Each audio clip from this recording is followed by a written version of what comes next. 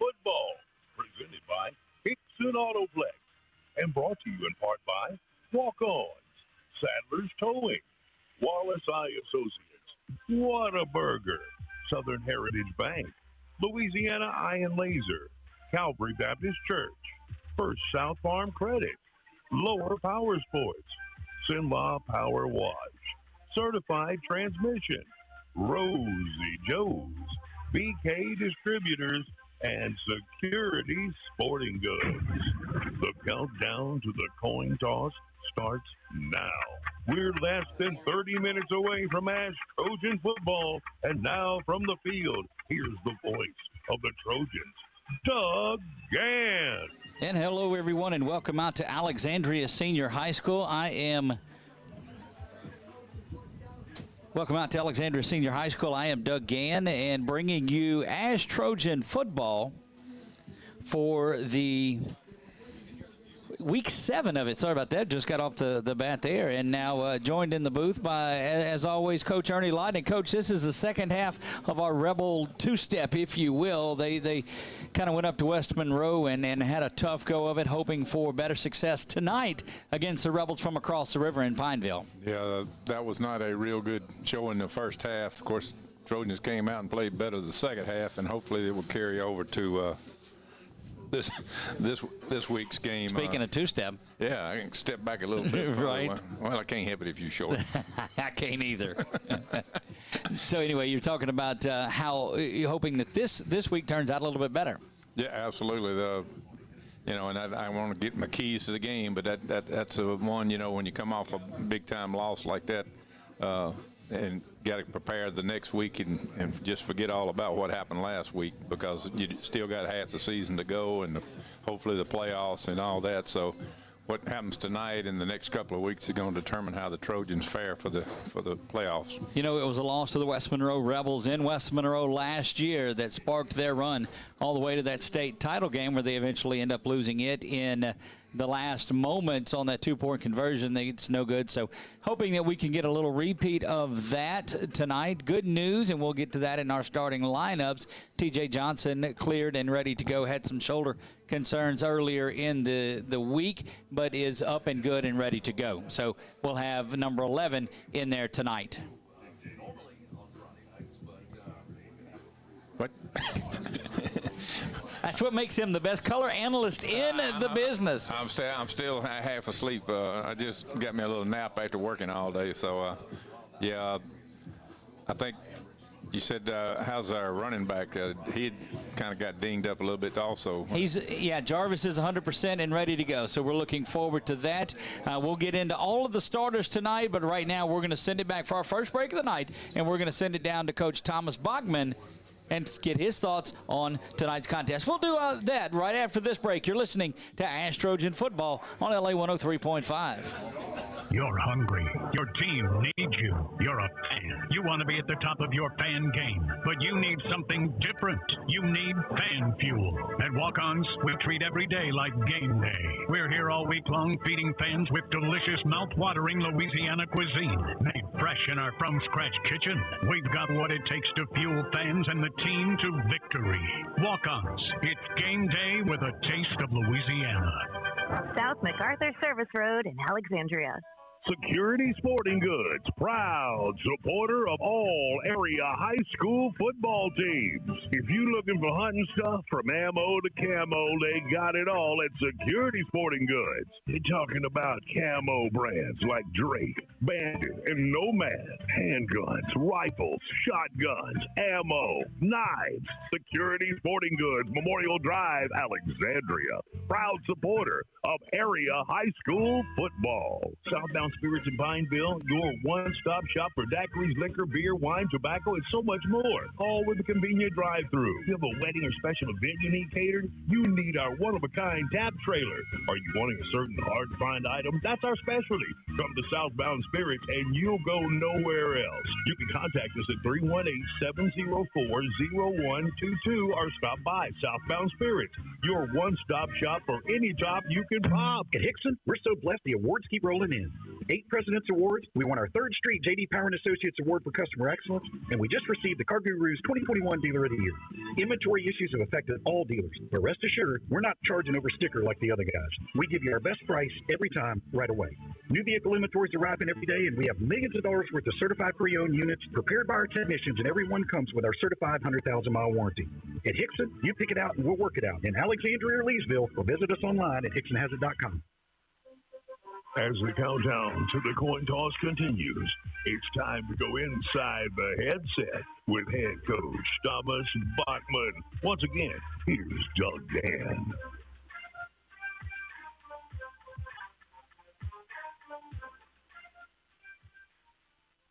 Down on the field with head coach Thomas Bachman, coach, and beautiful night for football. We talked a little bit a couple of days ago on Tuesday night, but Thursday is here, and it's time for football. You know, Pineville's coming across the river to get ready for this one, and I know the guys are excited about this, and so it's just time to get this thing going. Yeah, it should be a great night of football. 2 communities, should be competitive. No doubt both teams are going to play extremely hard, ready to watch us get out there and bounce back after last week. Didn't see TJ in a lot of the reps out here as I've been watching the warm-ups. Is there something going on there, something maybe that we should look at? Yeah, just some precautionary stuff. Not sure what's going to really go on as we get into the game and play things out. But say bumps and bruises, just the course of the season. You know, different things happen. And not the first time we've dealt with various players this year with just being a little bit nicked up. So we'll just see how that goes as the night progresses. One of the things that you and I have talked about a lot since last Friday was the tempo and the pace that your guys went at offensively. Not what really we had seen. Well, quite frankly, for the last year and a half, couple of years, we saw a lot more tempo. Was that planned, or is there something else we're going to see and get back that NASCAR-type offense? Well, obviously we had the ability to go super fast, but even when we're not, there's got to be a rhythm and a pace of play and an energy level that we need to get back to. And I thought we were really slow last week just as far as getting to the line of scrimmage, making our calls. We don't want to play so fast that, you know, we don't have an opportunity to communicate along the front, but we're also not looking, you know, this is not a bleed the clock, and we should never be in jeopardy of getting delayed games, and we were several times last week, just trying to make sure that protections are set and all that different stuff, and stuff's communicated. So pace of play, something we're going to try and make a point of emphasis tonight as far as just, you know, a good energy and a good rhythm. Get up there and let's get some plays ran. The more plays we'll run, more opportunities get the ball, and these guys that are pretty dynamic, you know, more plays, more opportunities, hopefully leads to, you know, more success. You mentioned pace of play a couple of times on the show Tuesday night. You also mentioned the limited number of possessions that Ruston had against Pineville. And I guess those two things work hand in hand. A typical Ash team would want to get 7, 8 possessions a half, and you were limited to only 7 or 8 last game, really trying to increase that number. No doubt. And, you know, if giving up first downs, and they do want to play ball control, and that's kind of what they've gone to is make first downs, bleed the clock, take as much as you can. And, you know, so if they are making first downs, you're going to see a whole half of quarters or, you know, 2/3 of a quarter can disappear on one drive. So it's very important to, you know, get them to third down and have a great third down, execute the third down plan really well. Let's get off the field. How much more important then is the play of Abel Peterman? You know, we're out here and the wind's gusting pretty well. Having a team that likes to be methodical and work their way down the field, making certain they start back at the 20 each drive. No doubt. I mean, it's a huge part of it.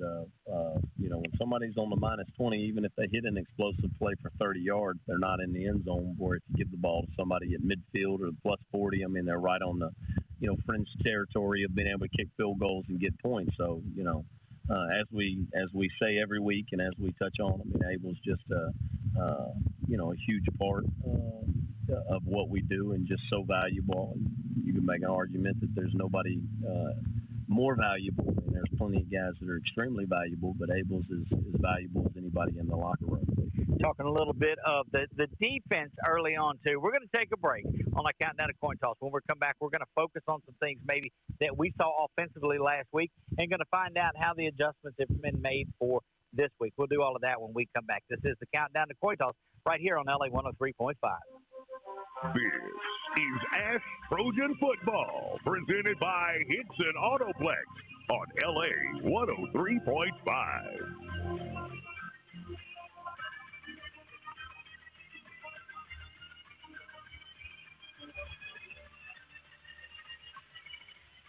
Back down on the field with head coach Thomas Bachman. And, Coach, you're back in front of the home crowd tonight. Should be a great crowd, both sides of it. What do you have to do to come out and get that spark going that, last week got taken out of it after that first quarter? What do you do to get your home crowd back into it and get them up and going?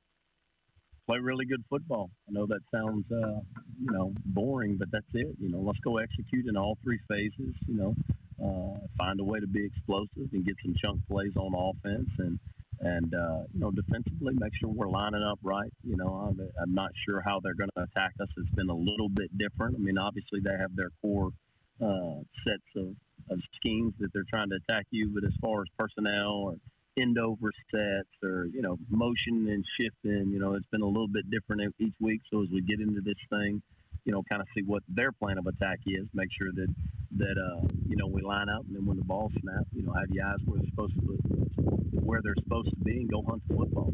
In a game like this, a team that is on their way up to Pineville they've got to come out here, and this is an opportunity for a statement win for them. This is a game that you guys have to get back going on. But if they come in here and knock off one of the preseason favorites for the 258 crown and their crosstown rival and a team that is where you guys are at, that means a lot to them. So what do you expect them to come out and go away from tendencies?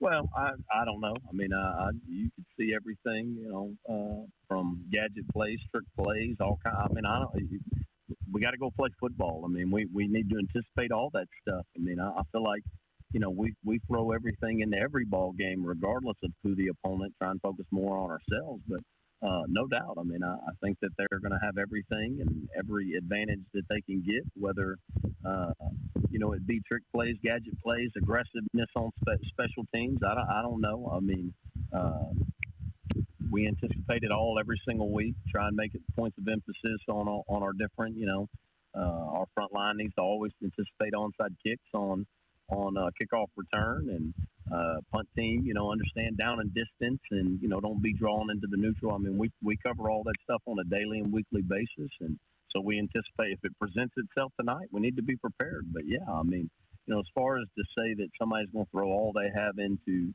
this game, because this game is, I feel like everybody should throw everything you have into every game, regardless of who the opponent is. So, if that stuff presents itself tonight, we need to be prepared for it and anticipate it, and we'll deal with it as it comes. Coach McLaughlin made a point a couple of weeks ago on the show about a simplicity in complexity, about going out and focusing on your man beating their man and out-toughing them every time. Does it really get that simple? You just go out and say, look, you take care of your role, and the rest of it will work itself out? Yeah, no doubt. I mean, you got to win the one-on-one battles. They get 11, we get 11. Game comes down to one-on-one. Obviously, you're trying to find ways to get guys as open as you can get them, and you're trying to find ways to create double teams at the point of attack where you can gain a numbers advantage. But 11 on 11 does come down to that, and the complexity through the simplicity is putting the complexity on us as coaches, done a really good job of teaching a base of offense, and, the way we move the pieces around the puzzle whenever they get a play call. Hey, man, you do what you did even on the first day that we installed this. We're going to move you into the pieces where we make the concept make sense, or, we make the schemes fit, but it's not a whole lot, even though we're trying to present it as a whole bunch to the people that we're playing, through formations, motions, personnel grouping, stuff like that. Well, we're ready to get this thing going, that's for sure. It's been a long time since that horn sounded last Friday night. Ready to get this thing kicked off. It is the Trojans and the Rebels. We are here at Alexandria Senior High School. Coming up out of the break, we're going to have our Saddlers Towing starting lineup. We'll see if TJ's in that starting lineup. We'll let you know that in just a bit. Also, we're going to have our CLTCC keys to the game. The countdown to coin toss rolls on right here on LA 103.5. Ever wonder if you'll have time to go back to school and get your high school equivalency diploma? Central Louisiana Technical Community College believes you can. CLTCC's high school equivalency program is free. You can earn your diploma and have the opportunity to earn college credits at the same time. Get the skills you need for a better job. When you enroll in CLTCC CLTCC's Work Ready New Adult Education Program. Call 1-800-278-9855 or go to our website, www.cltcc.edu. If you haven't tried Rosy Joe's in Alexandria, then where you at? They have an incredible menu with so many options. Handmade hamburgers, po' boys, Philly cheesesteaks, crawfish or shrimp etouffee, gumbos, and much more. Have you tried the new Cajun chicken nachos? Oh, yeah, it's as delicious as it sounds. Rosy Joe's is open 7 days a week, and happy hour is weekdays from 2 to 5. They can cater any event, too. Rosy Joe's. Follow them on Facebook or call them at 318-442-8245. If you try them once, be ready to become a regular. At Whataburger, how do you make something that's already fresh even fresher? By adding fresh new things, like crisp pico de gallo for a little kick, and creamy cilantro lime sauce for that extra whoa, and pepper jack cheese because, of course, all on top of 2 fresh beef patties, or with chicken on a brioche bun. Whataburger's limited time pico de gallo burger and new pico de gallo chicken sandwiches. Good thing for fresh things. Good thing there's Whataburger. Available by dine-in, drive-through, curbside, and delivery. Delivery available in select locations. Fees may vary. Has someone in your family passed away and you don't know what to do next? You don't know what to do with their house, car, checking account, utility bill, or credit card bill? The attorneys at Vilar & Green know that dealing with the death of a loved one is never easy. Let them help you open a succession and walk with you through the process start to finish. When it's important to you, who you hire matters. Vilar & Green. Call their Alexandria office today for a free consultation. 318-442-9533. Or visit them online at vglaw.net. And Trojan football is driven by Hickson Autoplex on LA 103.5. And we're back to live action here. Those of you that are joining us on the radio, glad to have you back here. Don't forget you can follow along on our Facebook page at LA 103.5. Just go search that, and showing you some different things that are going on in the press box. Before we get into the starting lineups, we're joined by my man Rich Dupree here. Nathan Boone Martin is in the house. The Pineville crew has graciously made their way up here, and so you're able to switch and get, if you want to listen to the Pineville call, you can listen to that on 105.5 K-Buck. If you want to listen to the winning call, stay where you're at here on LA 103. But wow, that's a dagger thrown out early on. Just great to have the simulcast up here and all of those guys that are joining us up here. Rich Dupree, longtime broadcast partner of mine, and I guess we've been doing this now. I think it makes 25 years this season that I've been on the microphone with Rich, and he's been doing it probably double that. So, look, he can't hear those, Coach, because he's under the headset you can himself. Talk about him all you want now. So it makes it a little easier. It's time now for the Sadler Towing starting lineups. I want to go through tonight's starting lineups for you. Across that offensive line, you see senior number 55, Don Fields, getting the start tonight. Got the start last week, and we failed to mention that. But offensive lineman number 65, senior Colby Heath, at center for the Trojans, and he's going to be a good one before his time is up here. Solid now, but it's sophomore center, number 70, Cameron Calderon. On the right side of the line, offensive lineman, senior number 68, Zach Grovning. Also there, offensive lineman, the big guy, senior number 74, J.C. Goodman. The guys that make it work, and we talked about it with Coach Bogman not knowing what was going to happen, but wide receiver number 11, senior T.J. Johnson, will get the start tonight. Had some issues during the week with his shoulder, but everything checked out fine, and he's good to go. Senior Dalen Hammond, the wide receiver number 7. Look for big things out of Dalen tonight as we talk to Coach Ben McLaughlin earlier on, and look for Dalen Hammond to have a big night tonight. They'll go in there 21 package, Coach, tonight with 2 tight ends and 1 running back, and the 2 wide receivers. Senior Jermaine Minor, number 84, gets the start alongside junior number 85, James Harrington. Of course, in the backfield, number 2, senior Jarvis Newton. You should see number 20, J.T. Lindsey, getting a little more action tonight at running back, and then pulling the trigger for the Trojans, quarterback number 4, junior Joe Bordelon. And, of course, we all know when the rotation comes in, the rain has started to fall outside where we're at. Number 3, sophomore Marion Mingo is there. Starting defenses for the Trojans, number 92, senior Carl Hall. Defensive line, number 94, sophomore Jeremiah Jeffers Wright. Also on that line, defensive line, number 97, junior Wyatt Dozart, and then senior Jamari Monette, number 5, anchors that defensive line. Linebacker number 21, Adiah Jones. You'll see him on tackles pretty much all night long. Senior Terrell Blake Toot, they'll call him, is number 25. Defensive backfield for the Trojans, they'll get tested. Junior number 6, Chris Clark. Number 17, junior Josh Marie. Sophomore number 12, Jalen Johnson. Junior number 9, John Parrish. And at DB, number 8, junior Taquan Frazier. We'll call him Tiwi throughout the bulk of the evening. That's going to take care of our Sadler's Towing starting lineups. Coach, your CLTCC keys to the game are coming up. You were right last week. The unfortunate thing is those keys went in the favor of West Monroe. So when we come out of the break, we're going to start a new streak here. This is a streak that's going to get us to the Dome. No pressure on you, but you think you're ready for that coming out of the break? Absolutely. I got them. I got the Trojans covered today. Then we'll do that. We'll do that coming out of the break. This is the countdown to coin toss right here on LA 103.5.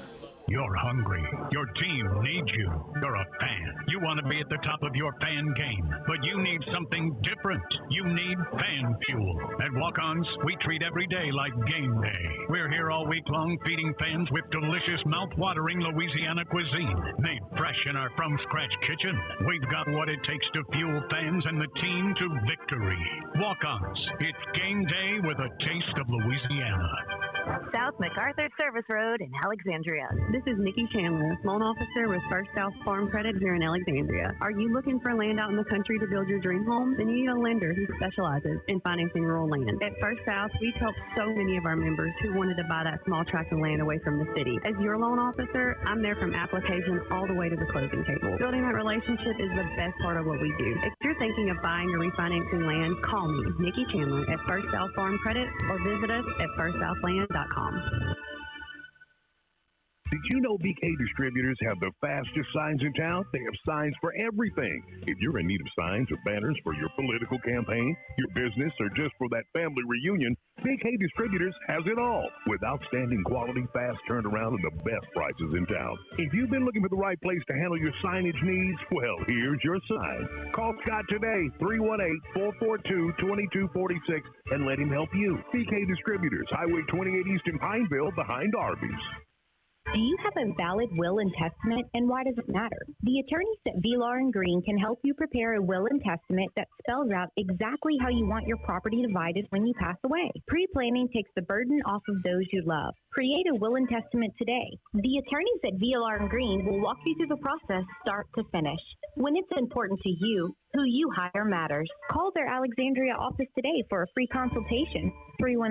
318-442-9533. Vilar & Green. It's almost time for the coin toss and opening kickoff, Trojan fans. First, let's get tonight's Sadler's Towing keys to the game. And we are back here. It's time for our CLTCC keys to the game. Central Louisiana Technical Community College.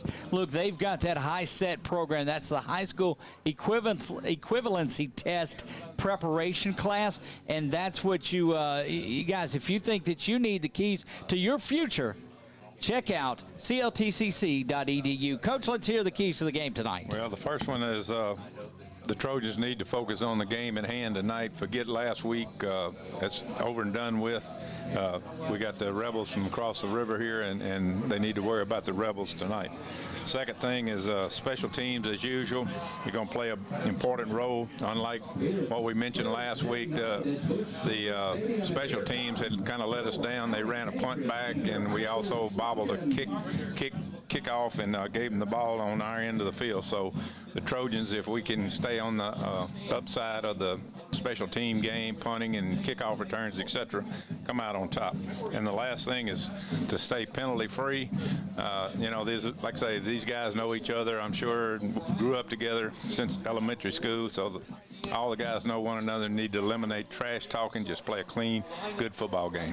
Well, there you have it. That is our CLTCC keys to the game. We thank Dr. Jimmy Sawtell and Central Louisiana Technical Community College for the great work that they do. We're going to take our final time out of the pregame. When we come back, we will be 3 minutes from kickoff. Don't go anywhere. This is the countdown to coin toss right here on LA 103.5. The keys to the game have been presented by Sadler's Towing.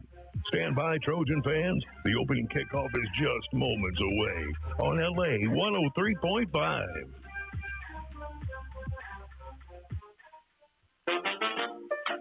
Ma'am, the doctor will see you now. I can't see the doctor. No, the doctor's right here. He's ready to see. No.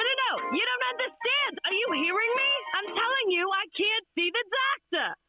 Don't let it come to this. Louisiana Eye and Laser Center. Come visit us at one of our 13 locations or look us up online.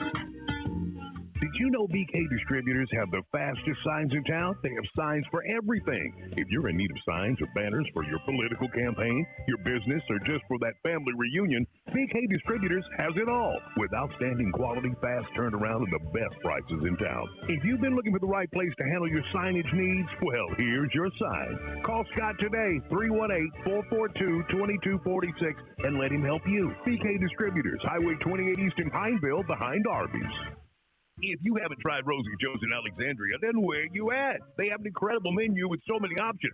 Handmade hamburgers, po' boys, Philly cheesesteaks, crawfish or shrimp etouffee, gumbos, and much more. Have you tried the new Cajun chicken nachos? Oh, yeah, it's as delicious as it sounds. Rosy Joe's is open 7 days a week, and happy hour is weekdays from 2 to 5. They can cater any event, too. Rosy Joe's. Follow them on Facebook or call them at 318-442-8245. If you try them once, be ready to become a regular. Need a quick tow? Sadler's Towing meets many of its clients by accident. The first time. The second time, their clients call because of the fair price and great service that they previously received. If you need a tow, light-duty winching, you're locked out of your vehicle, or just need a jump start, Sadler's Towing is ready to handle your situation. Sadler's Towing is available 24/7, including Christmas and New Year's Eve. Put their number in your cell phone today, 447-7235. Again, that's 447-7235. Sadler's Towing, Alexandria, Louisiana.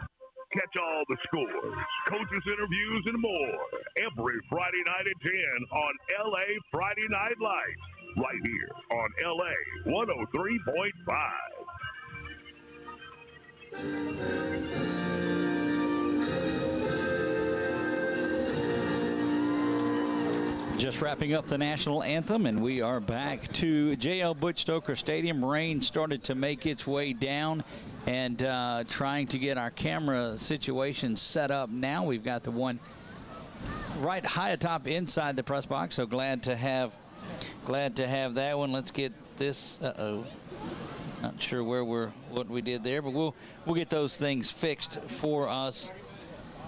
Getting ready to kick things off, captains now for your Trojans. Adiah Jones, number 21, 74, J.C. Goodman, 25, Terrell Blake, and 84, Jermaine Minor, trying to get a view of who the captains are for Pineville as they are on the far side of the field over there. We'll get our camera maybe to zoom in on the captains for Pineville.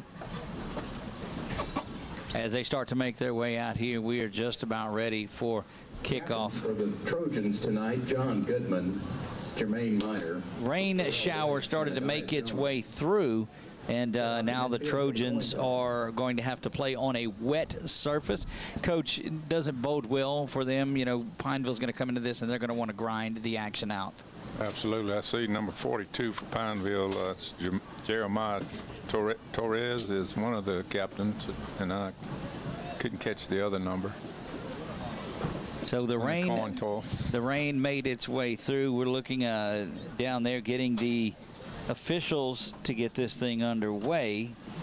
You got to believe the Trojans win the toss. Of course, they will defer this, and Pineville may do the same thing. So you'll see the result of this. Again, this is week 7, J.L. Butch Stoker Stadium. Doug Gann alongside of, and the Trojans did win the toss and have elected to defer, and they will get their option at the second half, so they'll kick the ball, and we'll get Abel Peterman back in this and get things going. Yeah, and so it hadn't rained enough, I don't think, to affect the kicking game as of right now. It could be a little slippery as far as receiving and catching the ball, but it affected the people in the stands. They bailed out quickly. In a hurry, didn't it?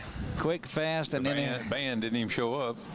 Setting things up for you now, Trojans will have their backs to the baseball field, and that big scoreboard that is just left side of, or the back side of the track to the left side of where the tailgaters like to set up down there. So a big shout out to those guys that tune us in on the radio. We'll see the Trojans kicking towards Jackson Street and towards the entrance. If you're familiar with it, crowd starting to make its way in here in full force now, looking like it should be a good crowd. It's fair week, Coach, so you just never know. Well, I was kind of thinking that. I wasn't going to say anything, but I'm sure some of the youngsters might be more likely to go to the fair, but this is a rebel from across the river, so it's still good rivalry, and we've had a pretty good turnout for the student body. And plus, they've been out for the week.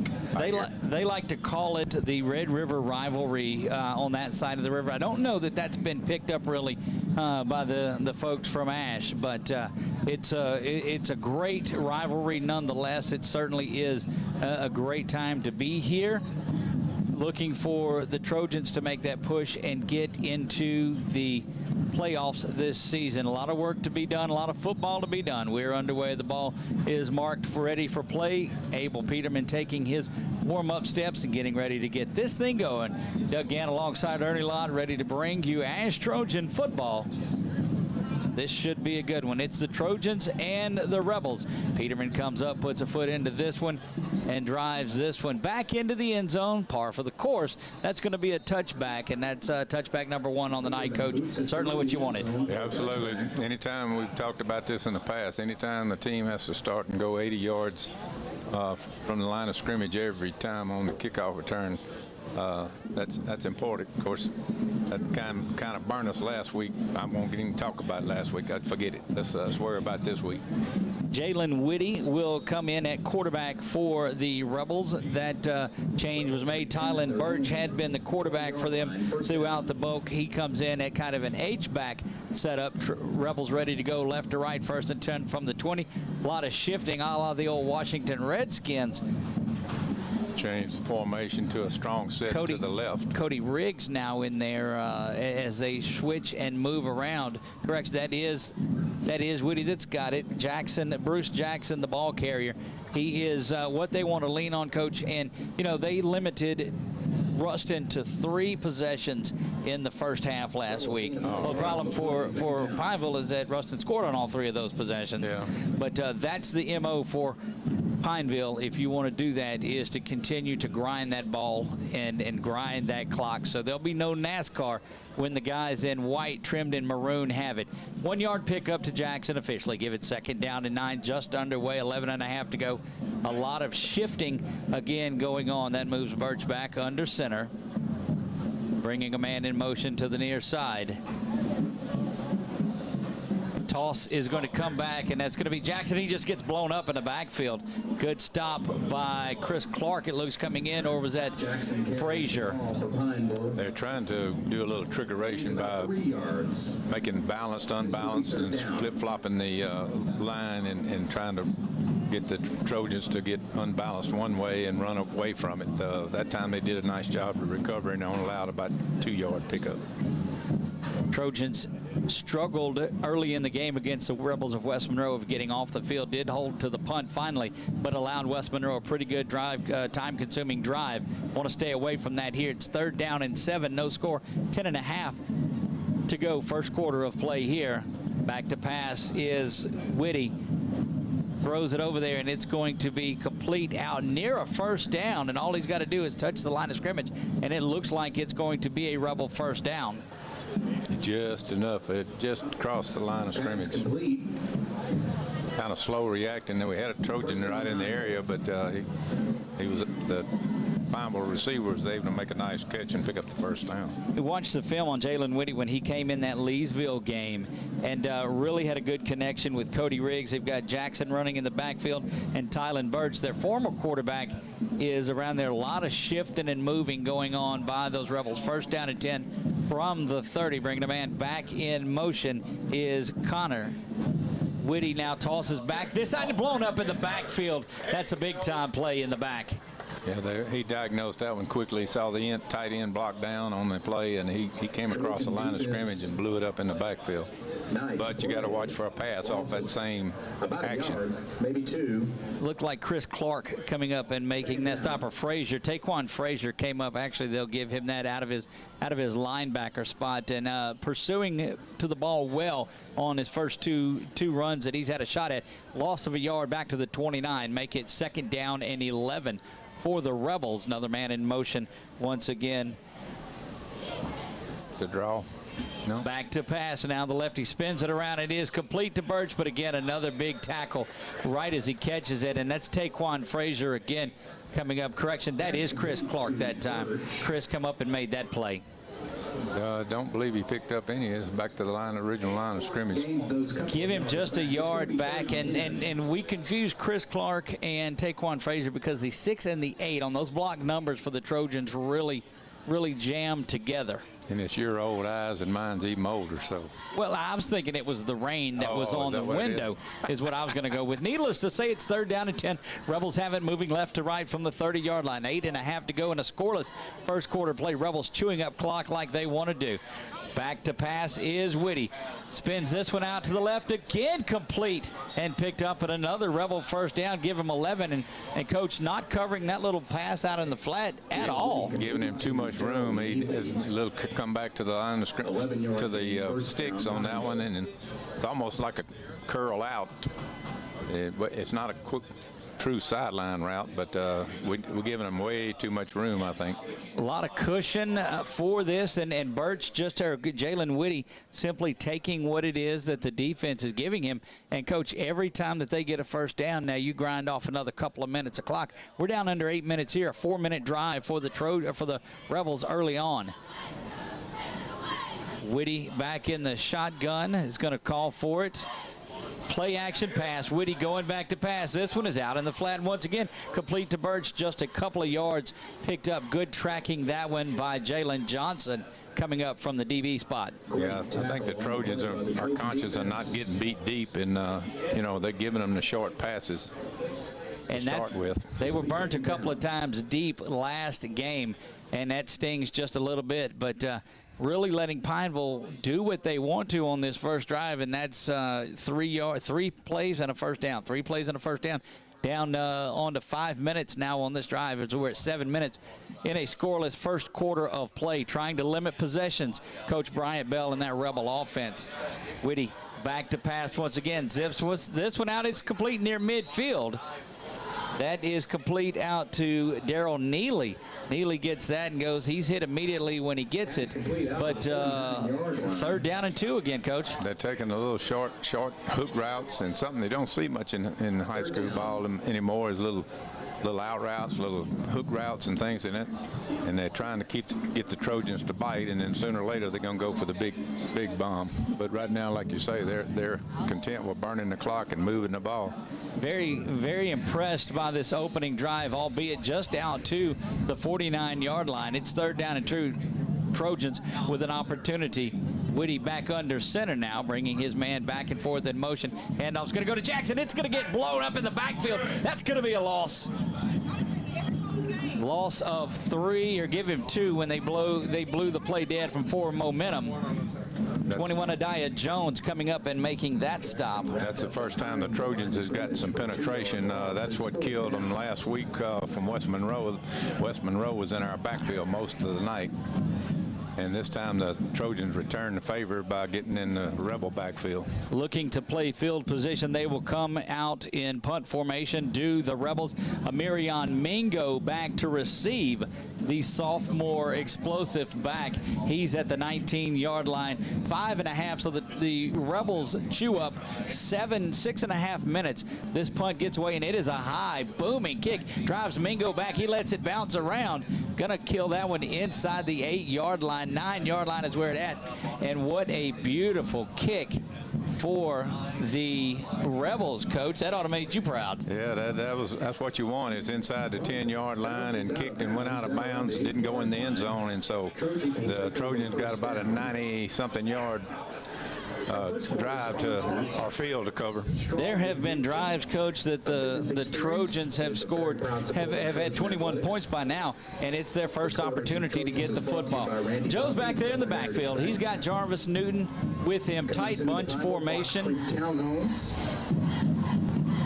Both tight ends in. James Harrington and Jermaine Minor. TJ coming in motion in front of Joe. Handoff goes to Jarvis. Jarvis gets out, spins around. Jarvis to the 15. Now the 17, 18. They'll give him the 19 and out near a first down. It's going to be close. A little confusion by the Rebels that time. I think that they're used to seeing the spread offense, and Trojans came with 2 tight ends that time. So, and they're playing with the 4 defensive backs and 3 linebackers, so they were kind of didn't know exactly where to go that time. 5 minutes to go, first quarter play. Again, TJ in motion. Scoreless first quarter. High snap. Joe's going to have to take this one himself. Spins around and is going to lose 2. Going to lose 2 on the play. And that was just a high snap, Coach, and blew up the timing on that. Yeah, Joe's kind of tippy-toeing up in there. You know, he acted like he didn't want to get up in amongst them, but like I say, he doesn't like to run the ball unless he has to, and the whole play was blown up that time. Second down and 10. They give Joe back the line of scrimmage. TJ again. They stay in that big, heavy set. TJ comes in motion once again. It crosses in front of Joe. This time it's a play action, and he's going to be dropped in the backfield as Joe back to the 16-yard line. Mingo wide, or Dalen Hammond wide open going down the field.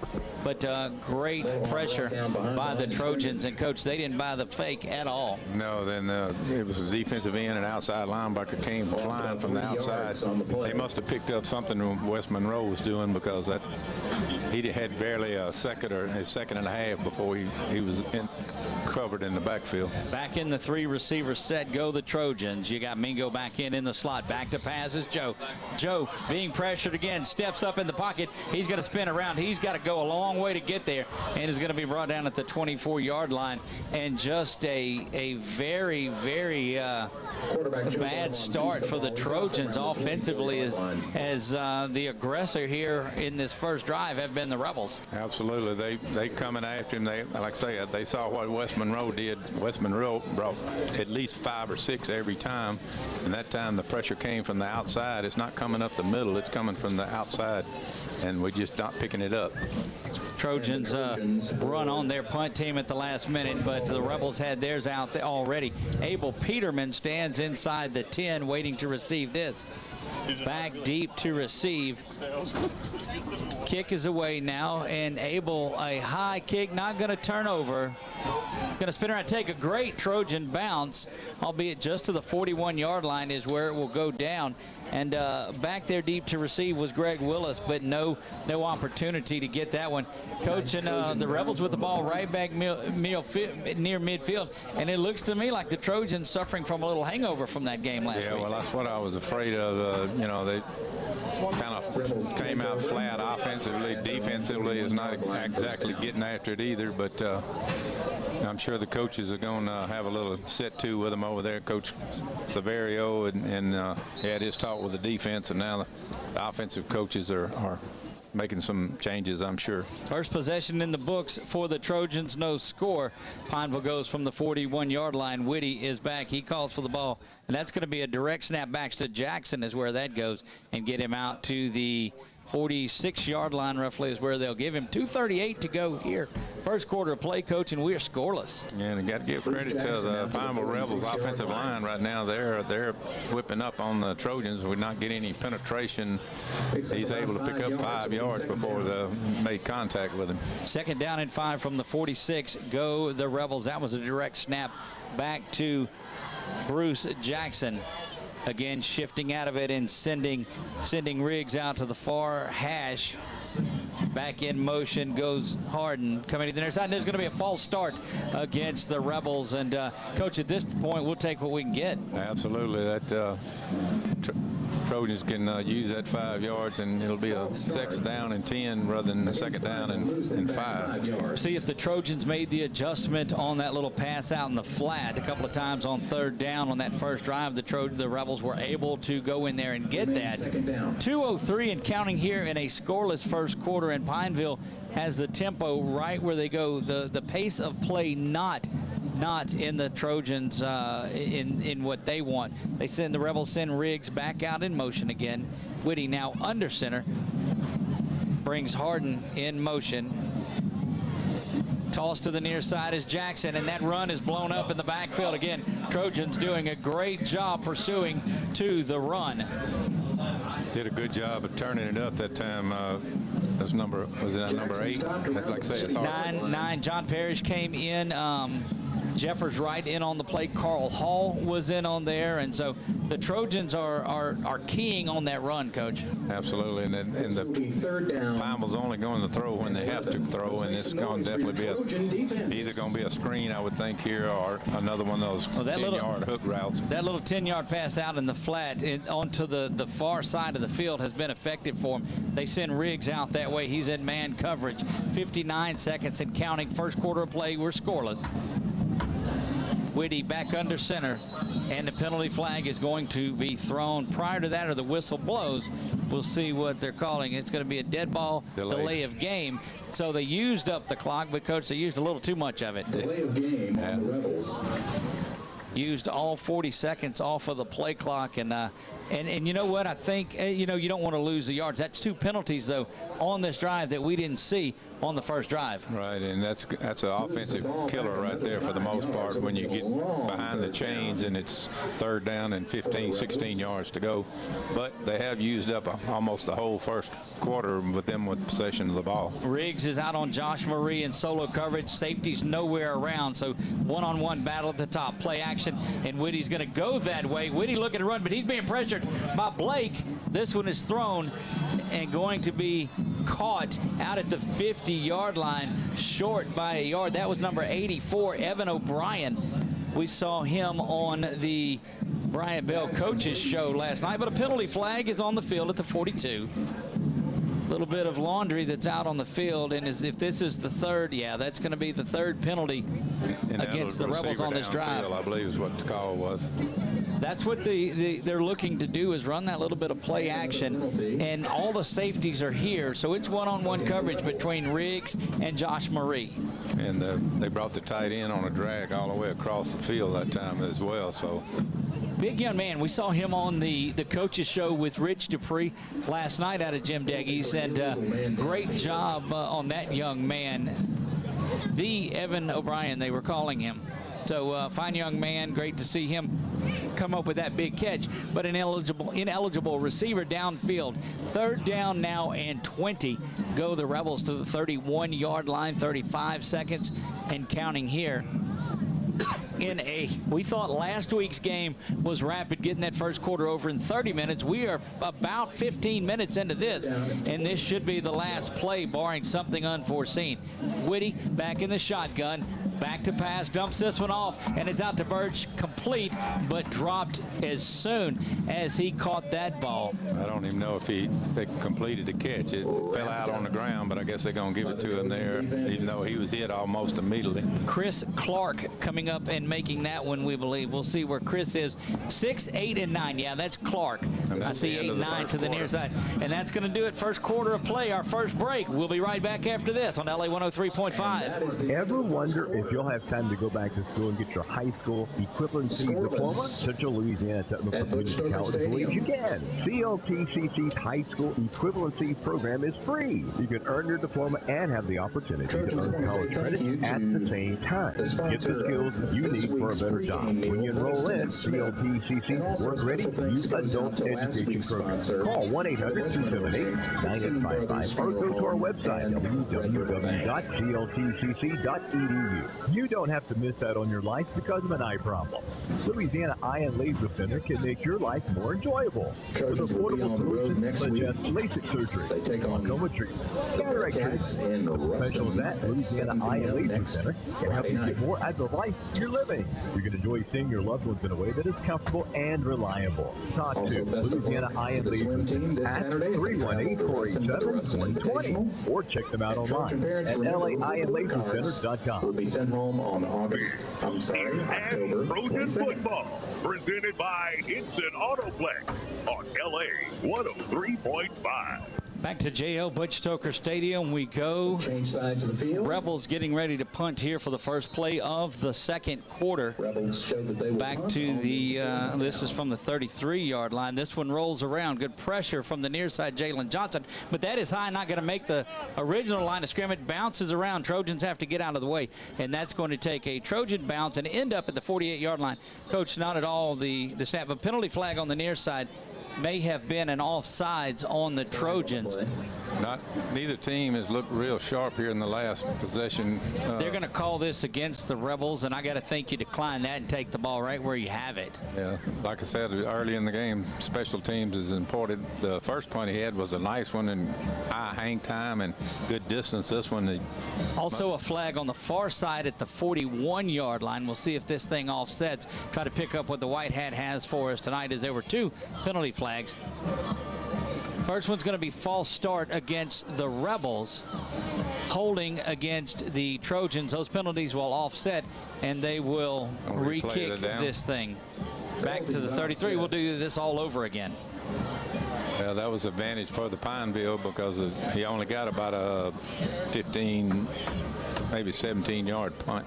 We are already in the second quarter. If you're just joining us thinking you were going to let things settle in and you'd see a couple of Trojan touchdowns already, this thing is scoreless as we move into the second quarter. And the game plan being employed by Coach Bell and that Pineville Rebel offense is just chewing up clock and grinding clock. We'll look at some of the time of possession stats, but I got to believe it's 9 minutes or more for Pineville. Got a big spread formation. They could probably run a trickeration play out of this. Here comes in the Johnson. second half. Much better punt. This one's going to bounce at the 40. Check up there. So Trojans will lose about 15, 18 yards on those two penalties. And I hear a lot more whistles going again. Don't see a flag on the ground, but the official coming in from the far side like there is something. Going to be a penalty flag on the far side near the Rebel bench. This may be an opportunity for the Trojans to get those 15 yards back that they lost. Could be that the coaches and players may have been in the way of the referee on that side. That's an instant 15 yards. No, got a holding on us.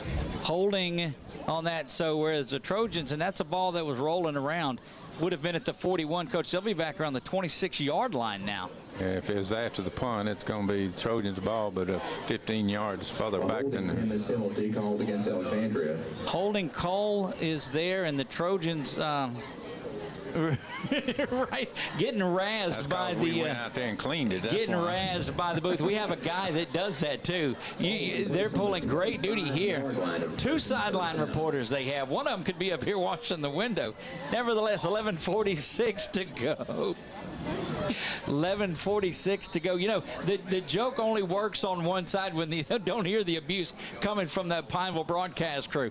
Joe calls for the ball, gets the handoff there, and Jarvis is hit in the backfield, going to lose 2 yards on the play. Second down and 12, and the Rebels all on top of that, Coach, and have yet to let this Trojan offense get up and going on the run. It's shades of West Monroe, and West Monroe penetrated the whole night, and apparently they got some keys from the film by watching West Monroe, because Pineville's been in the backfield just about every time on a running play. Head coach Brian Bell, of course, a graduate of West Monroe High School for the Pineville Rebels. Second down and 12, back to the 20. Joe back to pass, dumps that out of the backfield to Jarvis. Jarvis trying to get to the corner and does, now to the 30-35, driven out of bounds, and there's going to be 15 more that come in on a late hit out of bounds.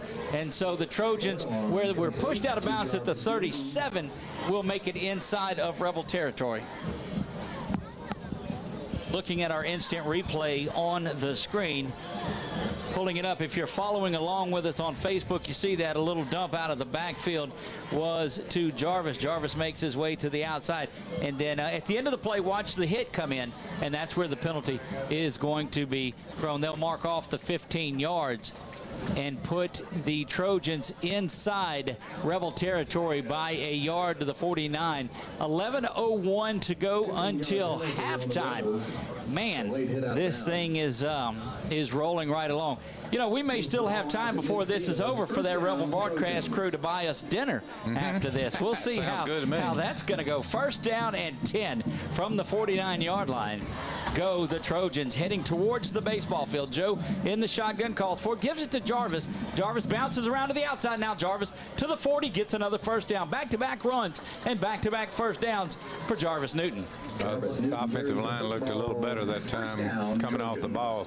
Previously, there's been penetration and they're only rushing 4 that time, and hopefully the offensive line has got their Trojans going tempo now. They've got 2 to the near side. This is a quick hitter to Dalen Hammond. Hammond's got it, 1 blocker in front of him, but a host of Rebels are there. Still 3 straight plays, 3 straight first downs for the Trojans out to the 25 of Pineville, and we're rolling. A little false key. They pulled a guard and tackle that time like they were going to run the sweep back to the left side and threw back to the right. Kind of got Pineville off balance that time. Coach Mack has that offense going. Jarvis has it right up the middle. Jarvis to the 15. Now Jarvis to the 10. Inside to 5. Shaking tackler spinning around. That's going to be a touchdown. Your Trojans. Touchdown, Jarvis Newton.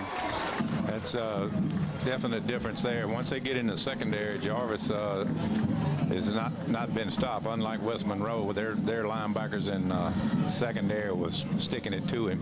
Following along on our Facebook feed of the myriad of ways to watch it, you'll see the replay coming around in there, and Jarvis spins his around and never stops. Fireworks going off. Got to see, we've got a window washer coming in there. That's great work.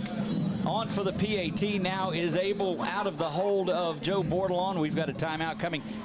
Trojans strike first. They get the lead. Impressive drive. Kick is up, and it is good. 7-0 back after 60 on LA 103.5. Did you know BK Distributors have the fastest signs in town? They have signs for everything. If you're in need of signs or banners for your political campaign, your business, or just for that family reunion, BK Distributors has it all. With outstanding quality, fast turnaround, and the best prices in town. If you've been looking for the right place to handle your signage needs, well, here's your sign. Call Scott today, 318-442-2246, and let him help you. BK Distributors, Highway 28 East in Pineville, behind Arby's. Ma'am, the doctor will see you now. I can't see the doctor. No, the doctor's right here. He's ready to see. No. You don't understand. Are you hearing me? I'm telling you, I can't see the doctor. Don't let it come to this. Louisiana Eye and Laser Center. Come visit us at one of our 13 locations or look us up online. We're back to J.L. Butch Stoker Stadium. That Jarvis Newton touchdown run, spinning and making his way in. Touchdown number 16 on the season for Jarvis, we do believe, puts him over 1,000, or puts him over, should be right at close to 800 yards rushing on the season now. Abel for his second kickoff of the game. The first one he kicked the other direction. This one now heads towards the baseball field. Trying to see who's deep for the Rebels back there, but I can't make out the number. This one's not going to matter as it goes 4 yards into the end zone. Touchback number 2. And what a weapon Abel Peterman continues to be. Anytime a team has to start at the 20, that's tough to go 80 yards, especially in high school. Consistently, unless you hit a big play somewhere along the line. Trojans looked much better on that drive, like they woke up and got things going, helped out by a couple of penalties on the Rebels. The late hit out of bounds, one of the big ones that put the ball all the way to the middle of the field. Hadn't seen the penetration out of the Trojan defense as of late, but they're starting to, I'm sure, make some adjustments, and I see they're going with a 5-man front. 10:21 until halftime. 7-0 Trojans. A lot of shifting again. Riggs goes out in motion. Whitty under center. Jalen Whitty brings a man in motion. He's got Jackson in the backfield with him. Toss comes back to Jackson, coming to the near side. Coming up and making another great play is Adaya Jones, we believe, who is in there. No, that is not Adaya that came up. Have to see when he spins around. That's Blake, 25. Terrell Blake coming up and making that stop after just a gain. The run pressure of the Trojans has been solid and has been there. The couple of plays when the Rebels came out and threw the ball in the flat, that had them on their heels just a bit, but settling in now. Yeah, I'm sure Coach Severio's made some adjustments with the flip-flopping of the line and everything, so getting balanced and picking up the right guys. 2nd down and 9 now. 4 receiver set. Quick pass is out, and it is complete. Slipping out of a tackle, but finally making it going down. That was complete to Darrell Neely. Neely, the senior Rebel receiver, picks that up and gets another 3rd down. Coach, this is that time where you come in and get a stop. You start being able to dictate the tempo. Because if you get a 2-score lead on a team that predominantly runs it, they've got to get out of that. Right. You'd like to see them bring the house right here, 3rd and short. 3rd down and short. Keep a couple of safeties back over this, but bring as many people on this blitz as you can. Whitty is going to be back in the shotgun. He's flanked by Jackson. Sends Riggs now to the near side and a receiver to the top of the field. 8:55 to go until halftime. Whitty calls for the ball. Handoff. The draw there is to Jackson. Going to be hit behind the initial 1st down. Oh, it's going to be where the right foot spot over here. So depending on where we get, the official on the far side closest to the ball moved back just a little bit. They'll be using our camera for the video replay. No, they're not. I'm kidding. So don't. No, they're not. They're going to time out, and officials time out to measure. And I got to believe we don't have a fancy sideline reporter like our counterparts do, but I got to think that he's a little bit close or a little bit shy of it. Well, looks for the. I don't even think they're going to measure. I think they already decided it's about a foot short. Big time play. The clock will run 8.5 to go until halftime. Trojans on top, right here. 7-0. And boy, you got to be careful. Here's one of those attempts, Coach. You may try to get under center and draw them over, but they do good work when Whitty gets under center. They've got 2 setups like this, and so now Whitty does come under center. You've got to be careful of. There's a timeout going to be called by Bachman in that defensive set. We're going to take it with them. We'll be right back after this on LA 103.5. Trying to. We're going to keep it right here, it looks like. Got to know that they, Coach Bachman probably wanted to remind the guys to, watch the ball, not listen to the snap count. Don't want to give them an easy 1st down by jumping off sides. So that was probably a well-timed timeout because everybody was scrambling around on the defense. 8:08 to go in this one, and night falling a lot earlier. The sun, one thing I'll notice, the sun did not play havoc on us for that first quarter, a first quarter that rapidly went by. Coach, but it's nearing halftime, and it's just now 7:30. That was one of the quicker first halves that we've seen. Crowd's starting to pick back up. Originally, it wasn't that many folks. Of course, the rain run them out in a hurry. But well, and part of the problem is you've got to park all the way down Warren Street towards the baseball field, and it's tough to do. We'll see. We're back 4th down and inches. From the inside the 30-yard line go the Rebels from their own end of the field. Pineville brought a nice crew across the river. Hurrying to the line of scrimmage. Trojans look to have a helmet in the neutral zone. Going to have to back that out. They are jammed in to stop the quarterback dive is what they are doing. They are looking at Whitty under center. And there's going to be a Rebel timeout. This one we will take. We'll be right back after this on LA 103.5. At Hickson, we're so blessed the awards keep rolling in. 8 President's Awards. We won our 3rd straight J.D. Power & Associates Award for Customer Excellence, and we just received the Car Guru's 2021 Dealer of the Year. Inventory issues have affected all dealers, but rest assured, we're not charging over sticker like the other guys. We give you our best price every time, right away.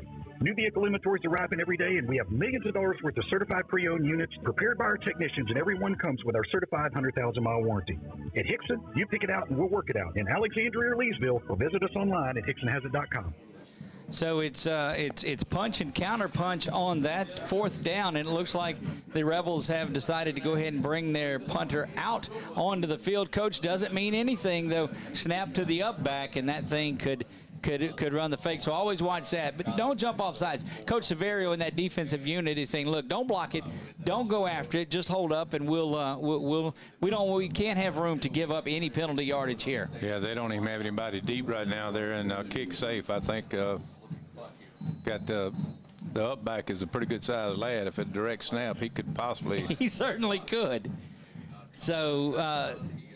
Trojans not coming after it to get this kick away, and there's no return man at all back there. So what you get on this one. It will roll inside the 30. Now come back and sit on the 30, and that's where your Trojans will have it. 7:57. Coach, impressive drive the last time they had the ball.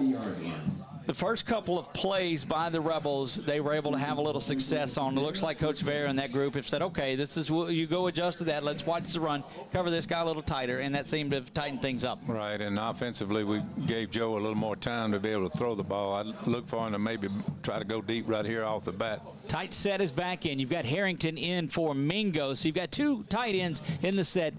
Jarvis Newton a yard to the left off of Joe. Joe calls for the ball. Back to pass is Bordelon. The wheel is set up out of the backfield. Shaking a tackle is Newton. Newton's going to have it complete out. Pick up 6 on the play.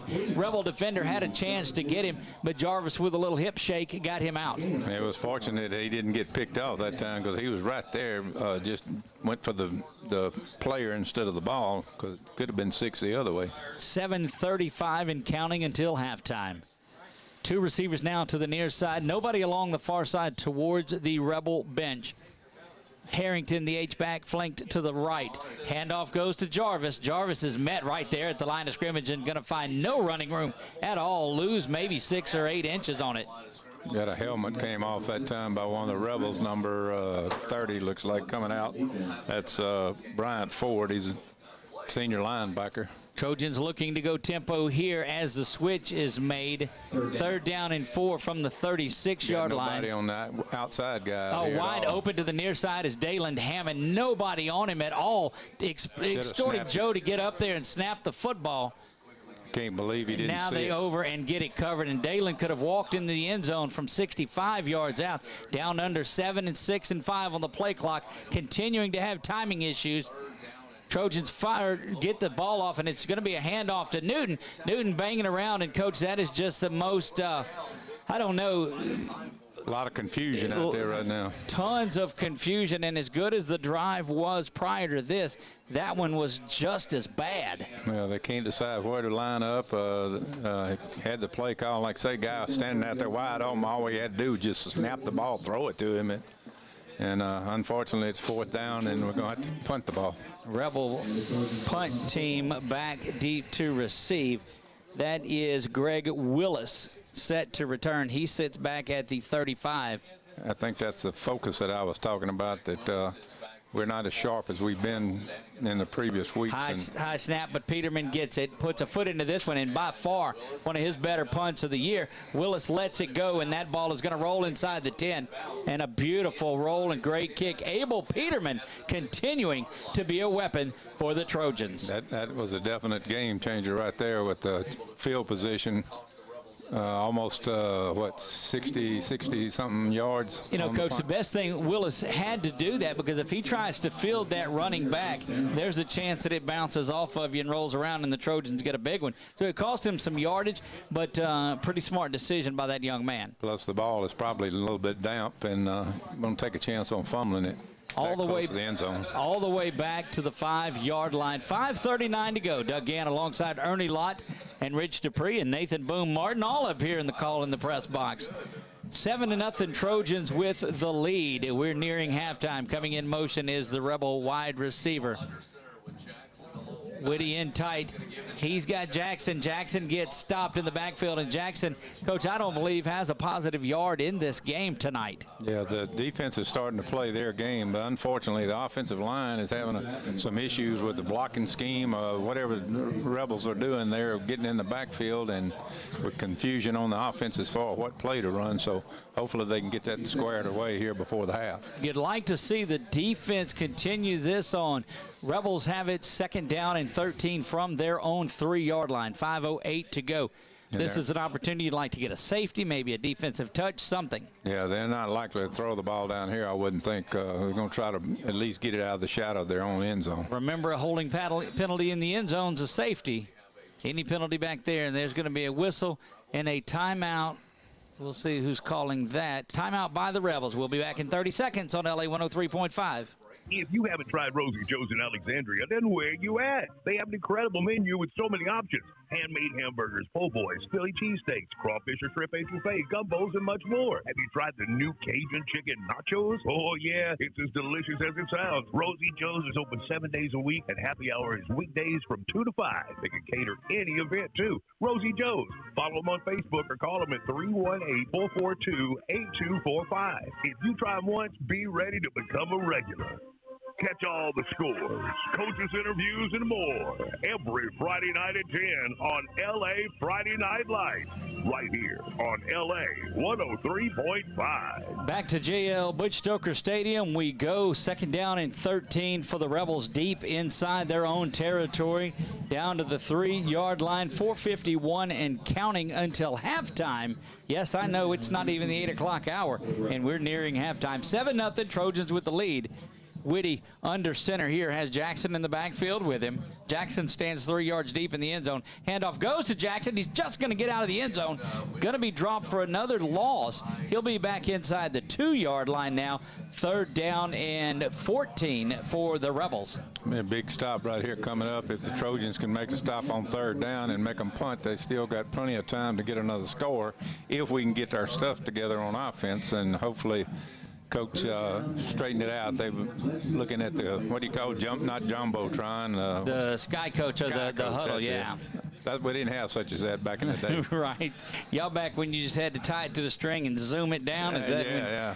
3rd down and 14. 4 minutes to go until halftime. Whitty hands the ball off and is going to be hit just again. So three handoffs and just a yard or 2 lost on each one. Give him a yard on that one. So it's going to be 4th and 12, but just to the 4-yard line. That means the Rebel punter is going to have his heels right on the goal line, the end zone line. Yeah, kind of. Do you put pressure on the kicker here, or do you let it get a return? Let it go, because you don't want a penalty, a roughing, or anything like that to get you. Too much bad can happen for the Rebels here. Amirion Mingo stands at the Pineville 37-yard line awaiting this one. That kick is up. That's going to be returnable if Mingo can get to it. He's going to let it bounce around. Picks it up, does Mingo, 45. Sidesteps, one tackler, now 40. Good coverage, good punt coverage by the Rebels, and that's going to give the Trojans the ball at the Pineville 35-yard line. We were lucky, but I thought we were going to get a hole right there on the block, but didn't get a call, thankfully. So he started on about the 36-yard line of the Rebels. 3:20 until halftime. Remember, the Trojans won the toss, elected to defer. They'd like to get another score or 2 here before the break, and they've only got 1 on the game. It's 7-0. Trojans lead this one. 2 receivers to the top. Hammond is the only receiver to the near side. Joe calls for the ball, zips this one out. TJ's got it. Good block by Mingo on the corner. Going to pick up 9 on the play. TJ's going to get out to the 26-yard line. It's a good thing that he got off the ball quick, because the Rebels were bringing everybody that time. Brought 4 plus 3 linebackers, and Joe got rid of it just in the nick of time. That can bode well for the Trojans, as all of the emphasis is getting after Bordelon. Snap is back. That one's going to go to Jarvis. Jarvis got a seam. Jarvis up the middle to the 10. 5. Touchdown, Trojans. Touchdown, Jarvis Newton. That's something we didn't see last week, because when he broke through the line of scrimmage, there was linebackers there to bring him down, and Jarvis had over 100 and something yards, but unfortunately it was only 3 and 4 yards a pop. 26 yards to the house for Jarvis Newton. He got that seam, and Coach, we've talked about it. When you come up and press, he gets past that initial line. He's gone. There's nobody back there for him. Right, and even if there is, he's got some good moves and not able to make the tackle. He shook a couple of guys to get in the end zone. Got a timeout coming after this. Snap is back to Bordelon. Hold is down. Kick is up, and it is good. 14-0 back on LA 103.5. You're hungry. Your team needs you. You're a fan. You want to be at the top of your fan game, but you need something different. You need fan fuel.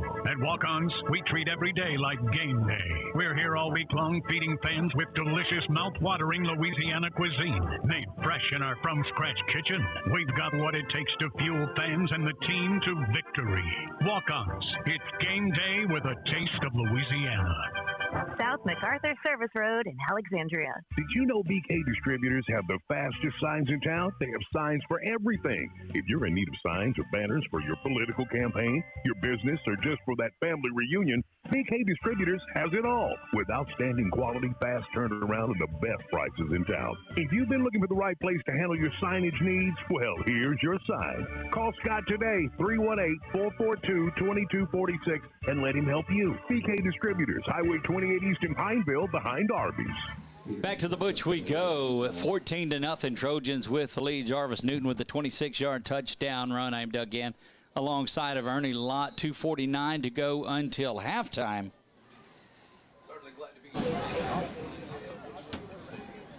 Getting ready to put a foot into this one is Peterman. His first two have been into the end zone. This one goes flying back, and we'll have the same result. Third touchback of the night. And, Coach, this has just been a many-year-in-a-row tradition of Trojans having kickers that have been weapons like this. But his big one, go back to the punt on the play earlier that pinned them down inside the 10 and led to that quick stop and the quick touchdown. All right, well, I'm a true believer in special team, not just because I was a special team punter and all, but it does make a difference in the game when you have to start on the 20 every time or punt inside the 10-yard line. Things like that makes a big difference as far as changing the complexion of the game. That Abel Peterman punt, a big contender early on for our Whataburger What a Play of the game. Don't forget, we'll award that at the end of the game, as well as our advanced collision repair most valuable player. Back to pass is Whitty. He's looking to the left side. There's going to step up on it and knocked away, almost intercepted, as Jalen Johnson was looking for his third INT of the year. Breaks on a ball about as good as anybody, Coach. Yes, sir. I just got a text that somebody said the score was wrong on the wrong side, but we got to get it straightened out there. It is 14-0. Trojans have the lead. Tioga and Bolton going at it tonight as well. So that's another big game. We'll try to get a score on that one. They're probably still in the first quarter. I don't know, the way Bolton runs that ball. Second down and 10 from the 20-yard line. Go the Rebels right to left, heading towards Jackson Street. Trojans with the 14-0 lead. Handoff goes to Jackson. A big Jamari Monette is back there. We'll see who else shot through that. That's big Wyatt Dozart, number 97, the junior, come firing through. So Dozart and Jamari just dominating a little bit on these last couple of possessions. I noticed the defensive front is shifting right before the snap, kind of getting in the gaps, and that's made a difference in Pineville's ability to run the ball here in the second quarter, something they wasn't doing in the first quarter. They were pushing us off the ball, and we're starting to get penetration now and making it, what, third and long? Third and looks like 11. Trojans have scored on 2 of 4 of their first half possessions. Of course, the second one started at the 36, 37-yard line following that tremendous punch. You like to go back and comment on that. Most of the work we've seen out of Abel has been on kickoffs and extra points and field goals, but the punt that he had, Coach, was pretty solid.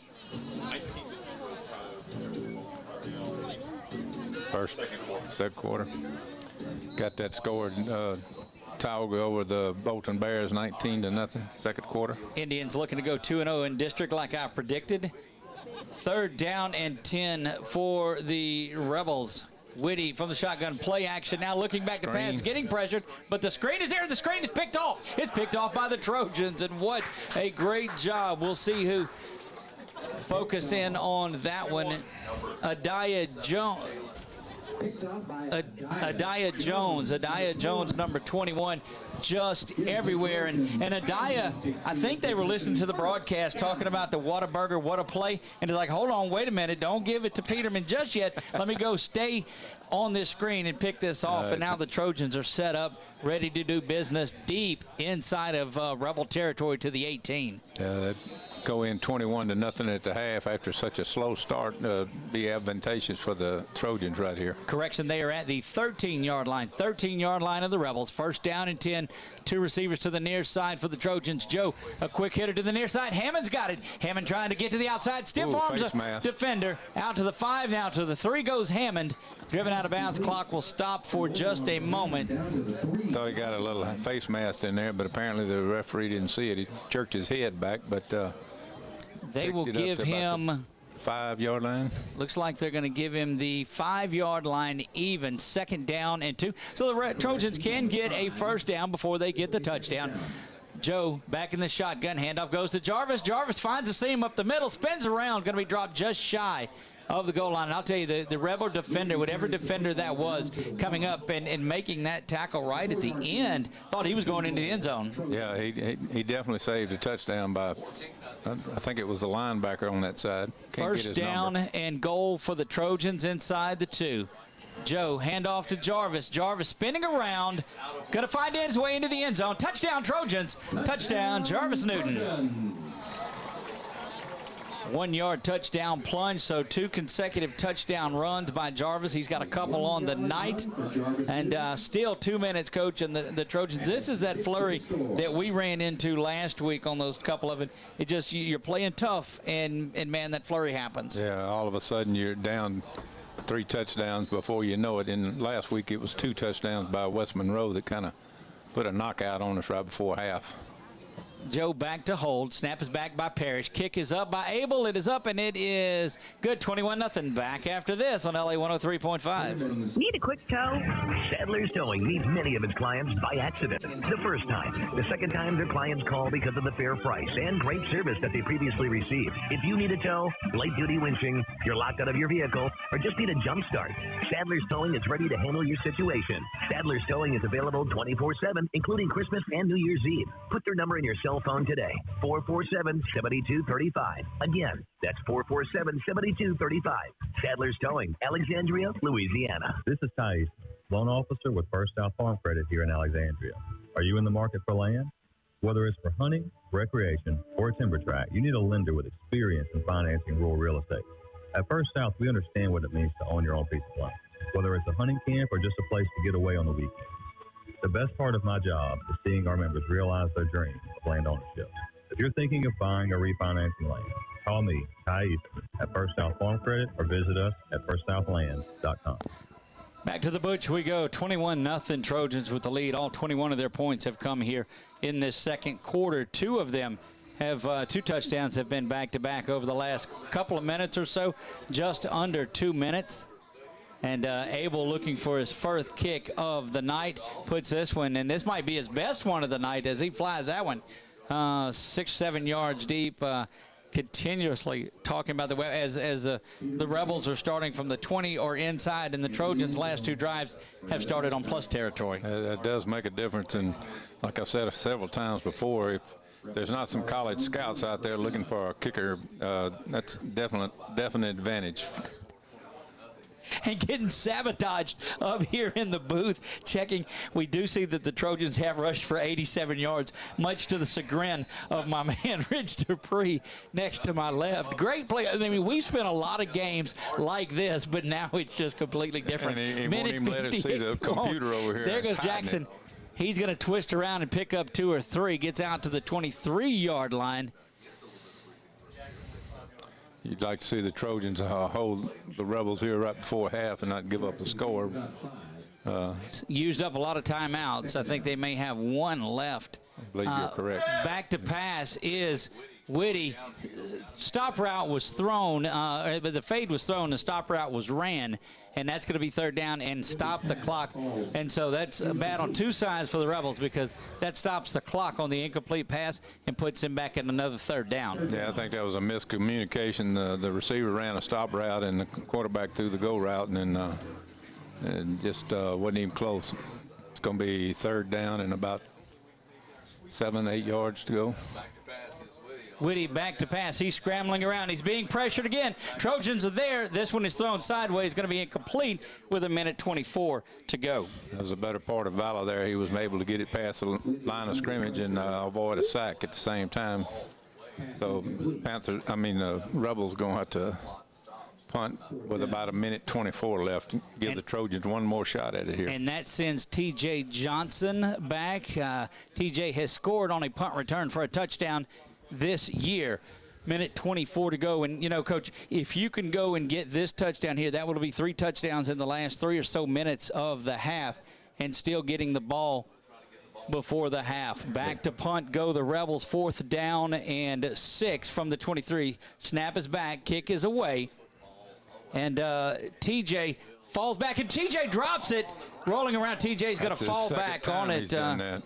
And TJ able to get back on this one, and that one was scary. It just seemed like the effort. I don't know if he looked down the way at the last minute or what happened to him, but he was set up to catch it. Yeah, and that happened to him on the kickoff last week. If you remember, it went right through his hands, and it looked like, I don't know, he looked like trying to catch a beach ball or whatever, and it just squeezed through his hands. So luckily they got it back with 1:12 to left. Can possibly get another score here before the half. We'll go left to right. 1st and 10, 1:12 to go. 21-0 Trojans with the lead. Joe has Jarvis with him. He's got 2 receivers to the top, 1 to the near side. The lone receiver to the near side is Hammond. Mingo in the slot, and TJ split out to the far left at the numbers closest to the Rebel bench. Joe facing pressure, going over the middle, over the seam. He's got Dalen wide open, and just over the fingertips of Dalen Hammond.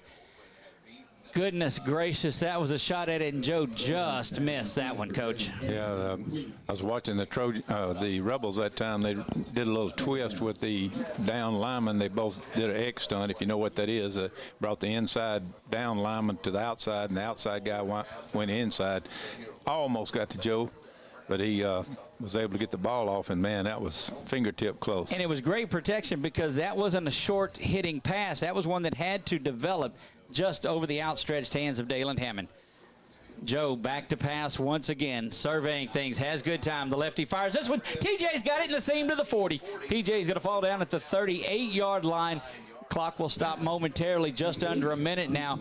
Trojans will run in that hyper NASCAR type of formation as they hurry to the line of scrimmage. The clock will start once the down marker is set and ready to go.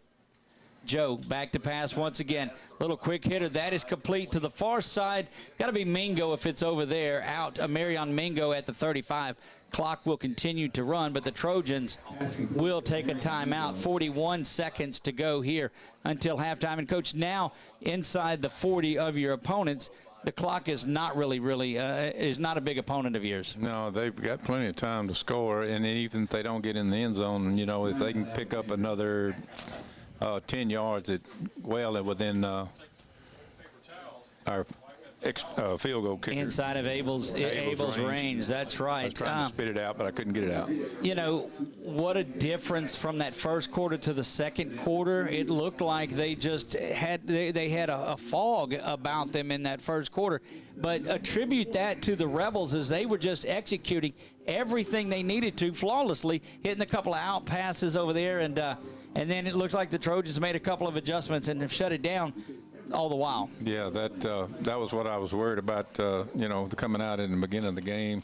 They got to be a little let down by the Trojans after last week's game, and it was evident at the first series, but Coach Severio and the offensive coaches got them jacked back up for the second quarter, and it's been a different team since. 2nd down and 6. 4 receivers set for the Trojans first time tonight. That puts Jermaine Minor in the slot. Jermaine, a good pass-catching tight end. Bordelon zips this one over the outstretched hands of trying to hit Jarvis out of the backfield.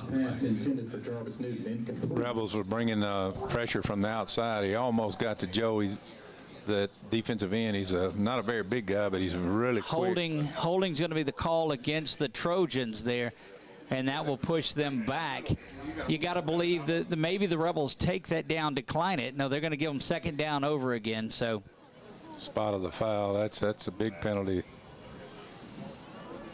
Yeah, that's going to be all the way back to the 47. So it's going to be 2nd down and 25, if you will. I'd like to see them hit a slant route here. They're giving a lot of room for the receivers out there. Not try to hit the big one, just get it to him quick, and then let him use his wheels to either one of the speed guys to outrun the secondary.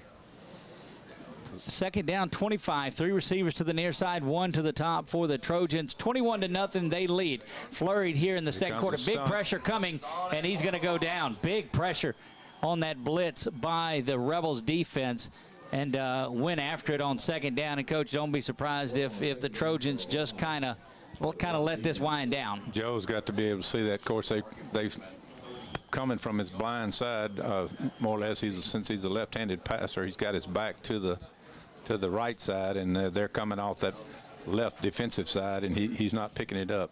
Player down on the field for the Rebels. It's like number 24. That's Evan McWilliams, linebacker, defensive lineman. The clock will start on the ready for play, and the Trojans can wind down. If the Rebels don't take the timeout, can wind down and go ahead and get out of this, knowing that you got the ball coming out of the second half, and the pressure was coming on Joe pretty rapidly. You either throw you a little screen out of there or just take this one to the half. Yeah, like I say, they're going to have to make some adjustments at half to have somebody to chip the backside, give Joe a little more time, whether it be pull a guard out there to pick him off or keep a back in there to block to Joe's blind side. 23 seconds to go until halftime. Saw Matt back a little earlier in there. May get him up here at halftime and talk to him. Don't have our normal halftime segment, so we will take care of things here. Third down and a cab ride for the Trojans. Back to pass. There's that little inside screen, and it bounces around. Hammond unable to get it. 18 seconds to go. And a couple of seconds run off extra. They'll put it back on there. Fourth down and a long way to go for the Trojans. This is one of those, Coach, you just get the punt and get it out of there. But, heck, the Trojans were down at the 39. Yeah, that's going backwards here faster than they're going forward. But you got to, like I say, that surely the guys in the press box can see that they're coming to Joe's blind side every time. They're bringing the guy from the outside, and the tackle's not able to get out there and pick him up. He's not quick enough. And we don't have a back left in there to chip him. We're going to have to pull somebody out to pick that guy off, or other Joe's going to be in trouble all night. Peterman back to punt. There's another high snap. Abel picks it away and just gets this punt off, and it's a great one. But you may have a lineman downfield. We'll have to check a look. Abel saved the day on that one as this one rolls inside the 20. And 4 and 3 on the clock. No, they'll stop it at 4. And there'll be one, you got to believe, a kneel down coming up for the Rebels, and they'll try to get to the half as well. Don't forget, we're going to take an extended break at halftime. When we come back, we'll have the stats and recap that first half. Looks like we'll be able to hopefully catch up with Matt Beck if he hasn't left the place yet. Living up in Birmingham now, one of the great Trojans to come through here in the last several years. Finished up his career down at LSU in baseball. And he put on a few pounds and looked like he grew a couple inches. Whitty back to pass, and this is questionable on this. That ball is fumbled, and Adaya is going to fall on it. Give that an officially a turnover. But and now the scrum is on for it. But that's going to do it. So that's it for the first half of play here from J.L. Butch Stoker Stadium. Trojans with a 21-0 lead as we go into the halftime, and they do get the ball coming up out of the half. Guys, don't go anywhere. Halftime is here. We'll be back after this on LA 103.5. This is Nikki Chandler, loan officer with First South Farm Credit here in Alexandria. Are you looking for land out in the country to build your dream home? Then you need a lender who specializes in financing rural land. At First South, we've helped so many of our members who wanted to buy that small tract of land away from the city. As your loan officer, I'm there from applications all the way to the closing table. Building that relationship is the best part of what we do. If you're thinking of buying or refinancing land, call me, Nikki Chandler, at First South Farm Credit, or visit us at firstsouthland.com. You're hungry. Your team needs you. You're a fan. You want to be at the top of your fan game, but you need something different. You need fan fuel. At Walk-Ons, we treat every day like game day. We're here all week long feeding fans with delicious, mouth-watering Louisiana cuisine made fresh in our from-scratch kitchen. We've got what it takes to fuel fans and the team to victory. Walk-Ons, it's game day with a taste of Louisiana. South MacArthur Service Road in Alexandria. Need a quick tow? Sadler's Towing meets many of its clients by accident. The first time. The second time, their clients call because of the fair price and great service that they previously received. If you need a tow, light-duty winching, you're locked out of your vehicle, or just need a jump start, Sadler's Towing is ready to handle your situation. Sadler's Towing is available 24/7, including Christmas and New Year's Eve. Put their number in your cell phone today. 447-7235. Again, that's 447-7235. Sadler's Towing, Alexandria, Louisiana. So, your transmission is kaput. Time to get a new or new-to-you vehicle? Wrong. Certified Transmission can fix your transmission problem and preserve your investment in your vehicle. Certified Transmission will also save you the hassle of trying to find a good vehicle that you can afford without a good trade-in, because most car dealers are not going to want to accept your vehicle in trade. So having Certified Transmission fix your vehicle is the best option of getting back on the road in a vehicle you can trust. Go where you know. Certified Transmission on the Monroe Highway in Ball. Southbound Spirits in Pineville, your one-stop shop for daiquiris, liquor, beer, wine, tobacco, and so much more. All with a convenient drive-through. If you have a wedding or special event you need catered, you need our one-of-a-kind tap trailer. Are you wanting a certain hard-to-find item? That's our specialty. Come to Southbound Spirits and you'll go nowhere else. You can contact us at 318-704-0122 or stop by Southbound Spirits, your one-stop shop for any top you can pop. You don't have to miss out on your life because of an eye problem. Louisiana Eye and Laser Center can make your life more enjoyable with affordable solutions such as LASIK surgery, glaucoma treatment, cataract treatment. The professionals at Louisiana Eye and Laser Center can help you get more out of the life you're living. You can enjoy seeing your loved ones in a way that is comfortable and reliable. Talk to Louisiana Eye and Laser Center at 318-487-2020 or check them out online at laiandlasercenter.com. This is Thais, loan officer with First South Farm Credit here in Alexandria. Are you in the market for land? Whether it's for hunting, recreation, or a timber tract, you need a lender with experience in financing rural real estate. At First South, we understand what it means to own your own piece of land, whether it's a hunting camp or just a place to get away on the weekends. The best part of my job is seeing our members realize their dreams of land ownership. If you're thinking of buying or refinancing land, call me, Thais, at First South Farm Credit, or visit us at firstsouthland.com. Welcome to Whataburger. Customization is what we've always done. You want mustard and mayo? You want ketchup? We'll make it how you like it. When you customize your own burger, you can put your personality in it. This is my Whataburger with mayonnaise, ketchup, all the vegetables, no cheese. We customize orders 24 hours a day. Everybody wants it just like they like it. When you can make it your own, that always enhances that experience for you. However you want it, I got you. Here at Whataburger, we make it just like you like it, whenever you like it. At Hickson, we're so blessed the awards keep rolling in. 8 President's Awards. We won our 3rd Street J.D. Power & Associates Award for Customer Excellence, and we just received the Car Guru's 2021 Dealer of the Year. Inventory issues have affected all dealers, but rest assured, we're not charging over sticker like the other guys. We give you our best price every time, right away. New vehicle inventories arriving every day, and we have millions of dollars worth of certified pre-owned units prepared by our technicians, and every one comes with our certified 100,000-mile warranty.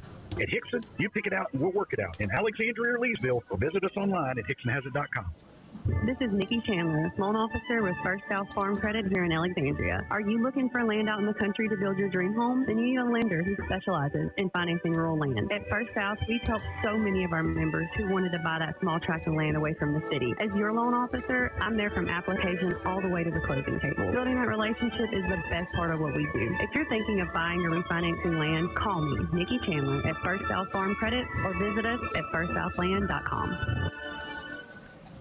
Need a quick tow? Sadler's Towing meets many of its clients by accident. The first time. The second time, their clients call because of the fair price and great service that they previously received. If you need a tow, light-duty winching, you're locked out of your vehicle, or just need a jump start, Sadler's Towing is ready to handle your situation. Sadler's Towing is available 24/7, including Christmas and New Year's Eve. Put their number in your cell phone today. 447-7235. Again, that's 447-7235. Sadler's Towing, Alexandria, Louisiana. You're hungry. Your team needs you. You're a fan. You want to be at the fan game, but you need something different. You need fan fuel. What comes sweet every day like game day. Are we eating fans with delicious, watering Louisiana cuisine? They fresh in our from-scratch kitchen. We've got what it takes to fuel fans and the team to victory. Walk-ons. It's game day with a taste of Louisiana. South South MacArthur Service Road in Alexandria. And Trojan football, driven by Hickson Autoplex on LA 103.5. Back to live action. Check. Back to live action we go. Hang on, we're going to fix that really quick, guys. Don't go anywhere. It helps when I get the right headset on. That makes a big difference on there. So, hang on, we got to get that turned back on immediately. We're going to go back into a commercial break so we don't lose our radio feed. So, your transmission is kaput. Time to get a new or new-to-you vehicle? Wrong. Certified Transmission can fix your transmission problems and preserve your investment in your vehicle. Certified Transmission will also save you the hassle of trying to find a good vehicle that you can afford without a good trade-in, because most car dealers are not going to want to accept your vehicle in trade. So, having Certified Transmission fix your vehicle is the best option of getting back on the road in a vehicle you can trust. Go where you know. Certified Transmission on the Monroe Highway in Ball. Ever wonder if you'll have time to go back to school and get your high school equivalency diploma? Central Louisiana Technical Community College believes you can. CLTCC's high school equivalency program is free. You can earn your diploma and have the opportunity to earn college credits at the same time. Get the skills you need for a better job when you enroll in CLTCC's Work Ready You Adult Education Program. Call 1-800-278-9855 or go to our website, www.cltcc.edu. Security Sporting Goods, proud supporter of all area high school football teams. If you looking for hunting stuff from ammo to camo, they got it all at Security Sporting Goods. They talking about camo brands like Drake, Bandit, and Nomad, handguns, rifles, shotguns, ammo, knives. Security Sporting Goods, Memorial Drive, Alexandria. Proud supporter of area high school football. If you haven't tried Rosy Joe's in Alexandria, then where you at? They have an incredible menu with so many options. Handmade hamburgers, po' boys, Philly cheesesteaks, crawfish or shrimp etouffee, gumbos, and much more. Have you tried the new Cajun chicken nachos? Oh yeah, it's as delicious as it sounds. Rosy Joe's is open 7 days a week, and happy hour is weekdays from 2 to 5. They can cater any event too. Rosy Joe's. Follow them on Facebook or call them at 318-442-8245. If you try one, be ready to become a regular. Catch all the scores, coaches interviews, and more every Friday night at 10 on LA Friday Night Lights, right here on LA 103.5. And we're back to live action. We'll see. Yep, that got us in there. Thank you for Denny back in the studio for fixing that for us.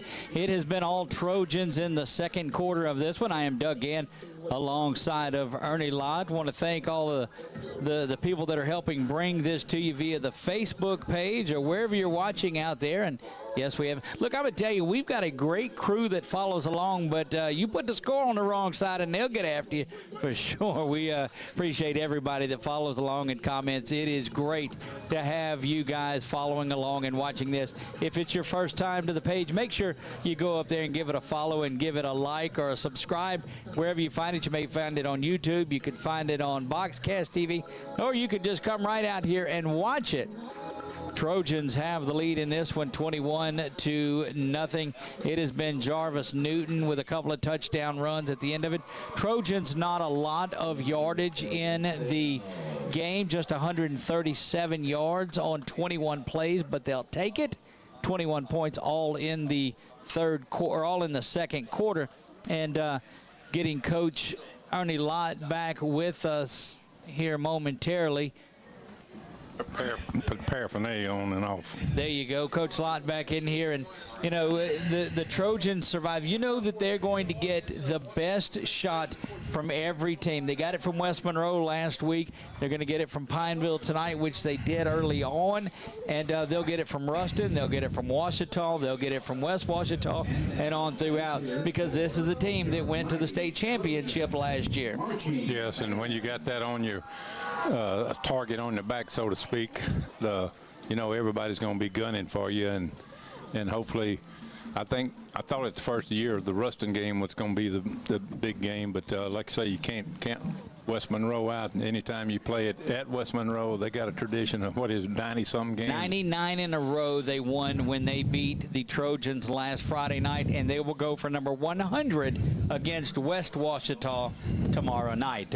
So the experts believe that they should pick up number 100, and then they'll face the foes of Ruston and Ouachita.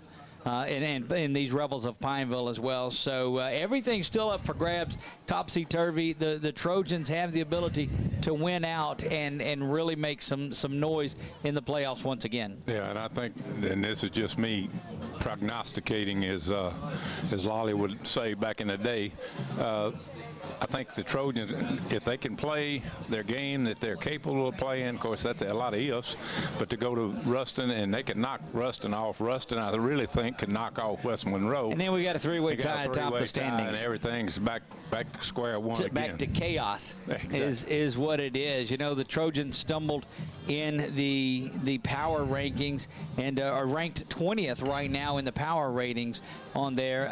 Now, they'll pick some things up as they go along, but first-round matchup would be against those Acadiana Wrecking Rams once again. But that's way too early, and we'll never have that happen in the first round. One wouldn't expect. No, you wouldn't think so. But it's, it's funny how that ratings go, and it don't mean a whole lot till the season's over with or till playoff time gets there.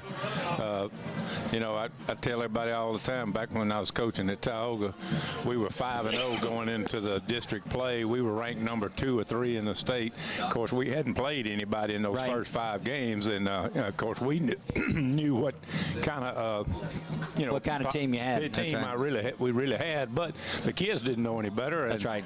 And so, and then I think we maybe won one district game once we got to district. But, those things, ratings is, good for the fans to say, oh, we're ranked number 1 or whatever, but it still comes down to what happens on the field on Friday night. Indeed it does. On the field tonight, Joe Bordelon is 6 of 8 for 65 yards, has not found the end zone in the air. It's been all Jarvis Newton tonight. Jarvis Newton well on his way to our advanced collision repair MVP of the night. He has 10 carries, 81 yards, and 3 touchdowns. TJ with 2 catches for 36 yards. But that defensive play tonight, Adiah Jones had the interception on the screen. Adiah Jones had the fumble recovery right down here at the end. And then you had the punting of Abel Peterman and the kicking of Abel Peterman. Coach, it's going to take a second half before we find out who that advanced collision repair player of the game is or who wins that Whataburger What a Play of the game. Yeah, right now I'd say Adiah's a front runner as far as the defensive play. Then he's made some big plays, like I say, fumble recoveries but we'll see what the second half brings for us. Adiah Jones, the senior, just having himself a game this year, a minute and a half from getting things kicked off. We're going to take a quick break. When we come back, we'll get ready to get the second half kicked off. You're listening to Ash Trojan Football on LA 103.5. Security Sporting Goods, proud supporter of all area high school football teams. If you looking for hunting stuff from ammo to camo, they got it all at Security Sporting Goods. They talking about camo brands like Drake, Bandit, and Nomad, handguns, rifles, shotguns, ammo, knives. Security Sporting Goods, Memorial Drive, Alexandria. Proud supporter of area high school football. Ma'am, the doctor will see you now. I can't see the doctor. No, the doctor's right here. He's ready to see. No. You don't understand. Are you hearing me? I'm telling you, I can't see the doctor. Don't let it come to this. Louisiana Eye and Laser Center. Come visit us at one of our 13 locations or look us up online. Back to the Butch here. It is 21-0, and again, we're talking about Adiah Jones and the great work that he has been playing today. Has the interception on the screen pass and then recovered that fumble right there at the end of the game. That is senior number 21, Adiah Jones. We appreciate Chuck for getting that graphic up for us. Just ready to get things going here. Trojans are finishing their warm-ups along with the Rebels. And, Coach, got to come out and get this going. I think you're able to take control because I don't think that this Rebel offense is one that's able to, one, mount that type of passing game to get back into it. I think they started out playing the game that they're capable of playing, and then you got to give credit to the defense. Until our offense was able to get rolling, the defense did a good job of shutting them down, keeping them out of the end zone, and giving the offense a chance to kind of get it together, so to speak. And hopefully, Coach had a little sit-to with them at the halftime.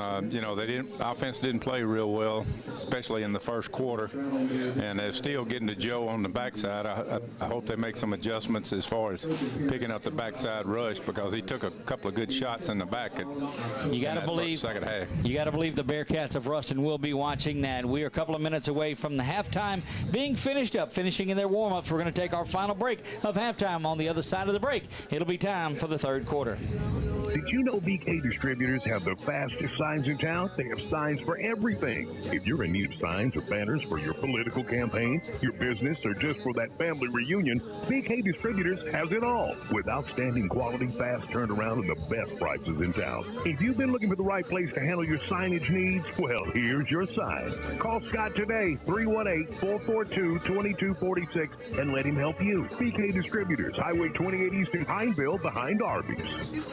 If you haven't tried Rosy Joe's in Alexandria, then where you at? They have an incredible menu with so many options. Handmade hamburgers, po' boys, Philly cheesesteaks, crawfish or shrimp etouffee, gumbos, and much more. Have you tried the new Cajun chicken nachos? Oh, yeah, it's as delicious as it sounds. Rosy Joe's is open 7 days a week, and happy hour is weekdays from 2 to 5. They can cater any event, too. Rosy Joe's. Follow them on Facebook or call them at 318-442-8245. If you try them once, be ready to become a regular. This is Ash Trojan Football, presented by Hickson Autoplex on LA 103.5. Back to the Butch we go. I am Doug Gann alongside of Ernie Lott. I want a big shout out to our executive producer Chuck Perkins. On the camera for us is Jared King, and Roger Walker are manning those cameras, doing a great job. And so we appreciate all of the work that those guys are doing. Big first half for Jarvis Newton. He goes 10 carries, 81 yards, and 3 touchdowns. Just a tremendous performance for Jarvis, and he was held in check, picked up a couple of those touchdowns late, but all of the scoring has been by way of Jarvis Newton there in the second quarter. But you've come to expect that from the senior running back for these Trojans. They had it outside a while ago, but I don't know. Again, just moments away from starting the second half of play. I'm Doug Gann alongside of Ernie Lott. Friday Night Lights normally follows this game. However, this is Thursday, as most of you should know. And if you don't, shame on you for that. And so check out Friday Night Lights, where we'll have updates of all of the scores and highlights of all the games. That's tomorrow night at 10 o'clock on LA 103.5. And you hear the loudspeaker playing, "We are ready." They're ready. Big shout out to Ronnie Schwartz. He is the normal PA announcer, and I know he's probably listening out there. Has the night off tonight, so miss him up here in the press box. But a lot of big things he does for St. Jude's, and all of the work that Ronnie and his group and his family do. Couldn't be more proud of those folks. Back deep to receive for the first time tonight are the Trojans. Jarvis Newton will be back there. Dayland Hammond will join him as well. Front line of the Trojans scattered out right on the 10-yard mark. Just you don't anticipate a onside kick to start the second half, but neither did the Colts when the Saints played them in the Super Bowl. How about that one? Don't go there, man. We don't even want to talk about that. How about that one? That was a great time for our Saints. 21-0 in this one. It's all been in the second quarter. We'll see if the Trojans can continue that. It was 21-0 last week. Ruston had the lead on this Rebel team as well. That one ends up 38-0. The Trojans, went up to West Monroe and lost a big one. Travel up to Ruston next week. And that is going to be the one the Trojans have got to go and take care of business. But a lot of work before we are out of here tonight here at J.L. Butch Stoker Stadium. Looks like they're setting up for the sky kick like we saw against West Monroe. I hope we do a better job of fielding it than we did last time. Ramez Zidane puts a foot into this one, and it's going to be fair. The fair caught was called for. Fair catch was called for. Jermaine picks it up. Now Jermaine, a lot of confusion out there. Oh, no, that's Jarvis all the way to the near side. Jarvis 45-50. Jarvis to the 40. One man to beat, and that's the kicker. 20, 10, 5. Jarvis Newton, touchdown. Touchdown, Trojans. I'm surprised they didn't get an illegal fair catch since he did signal it wasn't him, but it was the guy in front of him. Which Look, that was my thought exactly, because Jermaine is calling for the fair catch, ducks out of the way. Jarvis picks it up, barely picks it up, and he takes it 75 yards to the house, give him touchdown number 4 on the night for Jarvis Newton, and he continues to shine in this game. Well, my concern is our hands. That's twice now we fumbled the kickoff, and you hate to see that because definitely somebody's going to see it on film, and if it had been a little bit higher, the Rebels might have been down there. Extra point is up, and it is good. 28-0 back after this on LA 103.5. Fueling up is just a part of life. But what if, with every fill-up, you could change a child's life? Well, now you can.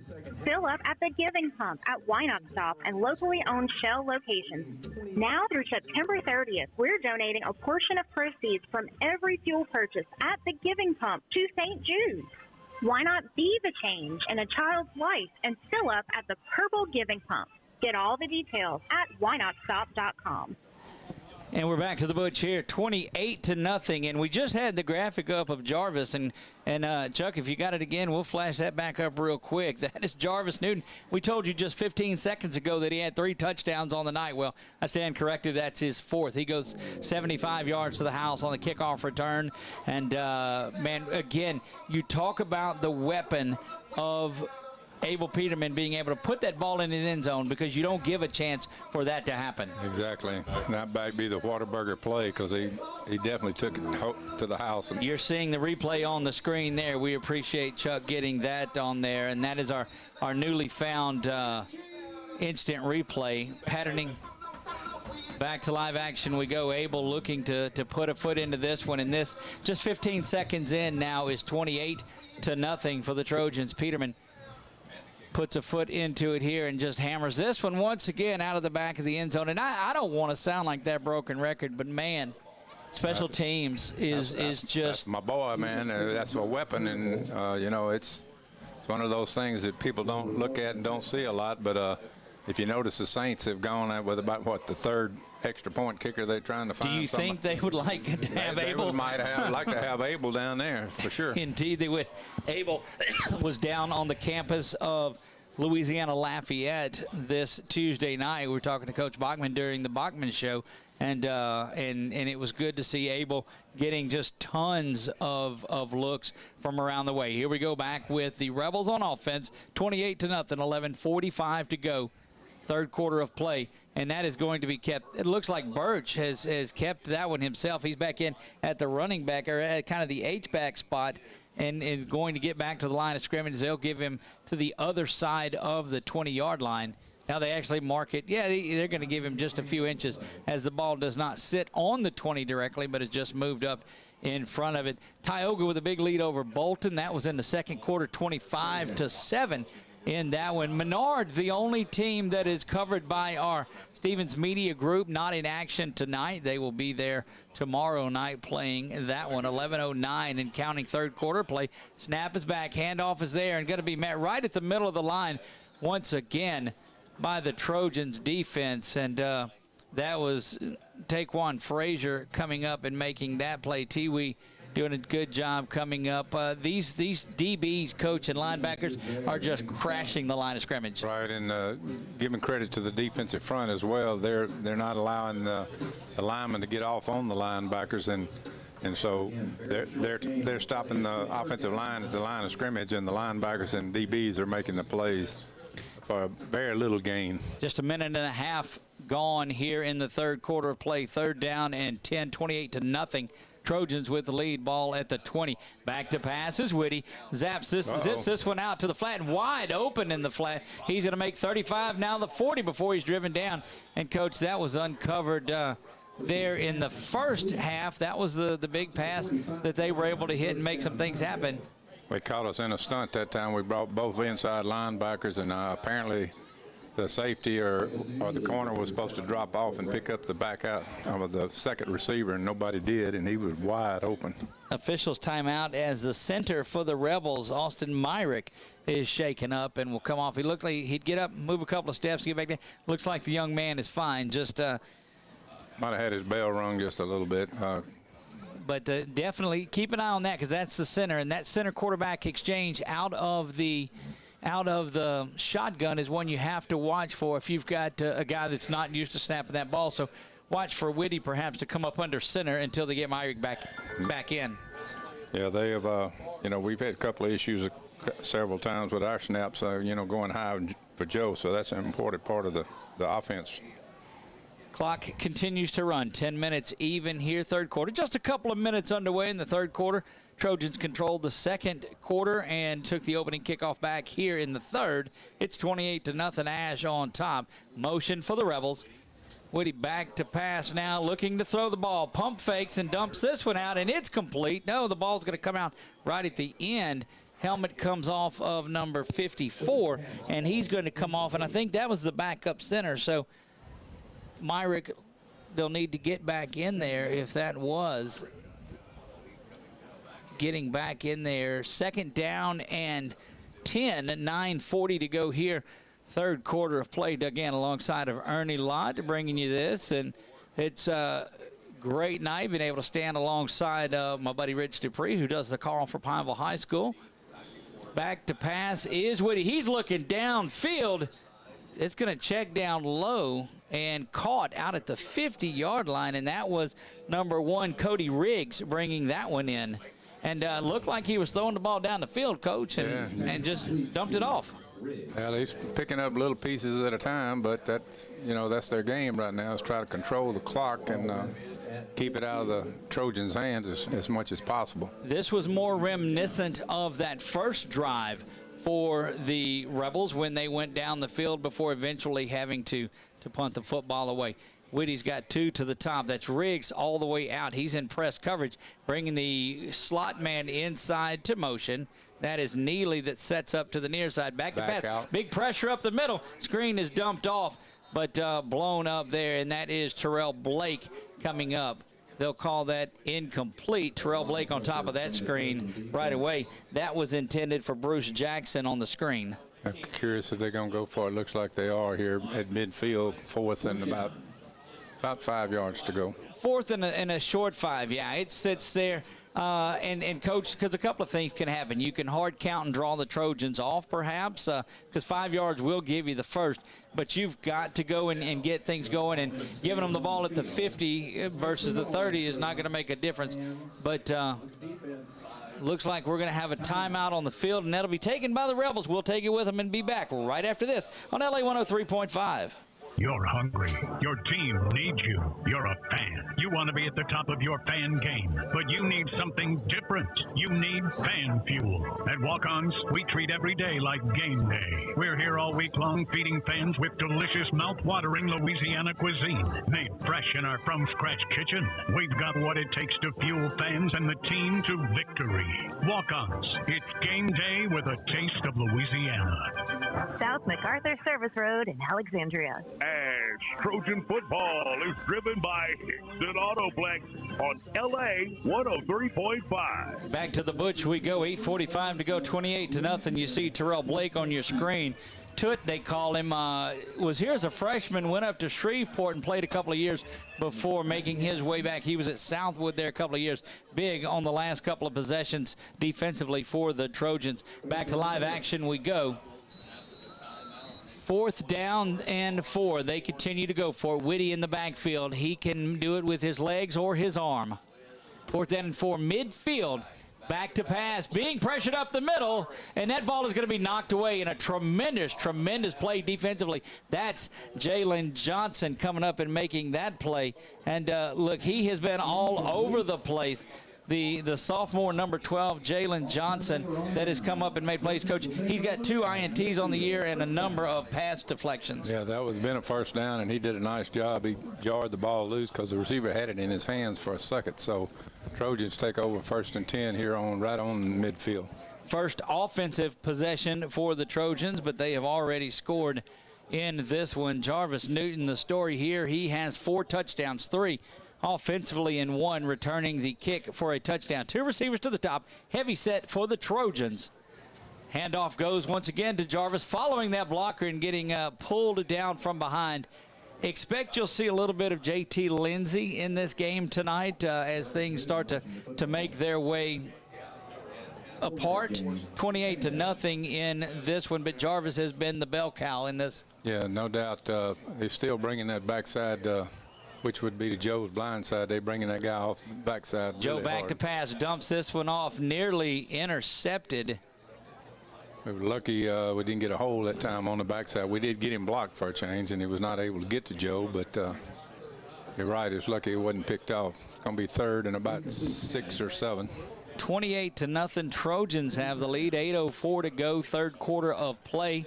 Trojans have the ball at the 45-yard line of the Rebels. 2 to the near side, 1 to the top. That's TJ on his own up at the top of the field. Dayland and Mingo to the near side. Mingo is in the slot. You've got Jarvis in the backfield with Joe, and Harrington in there as the blocking H-back. Back to pass is Joe.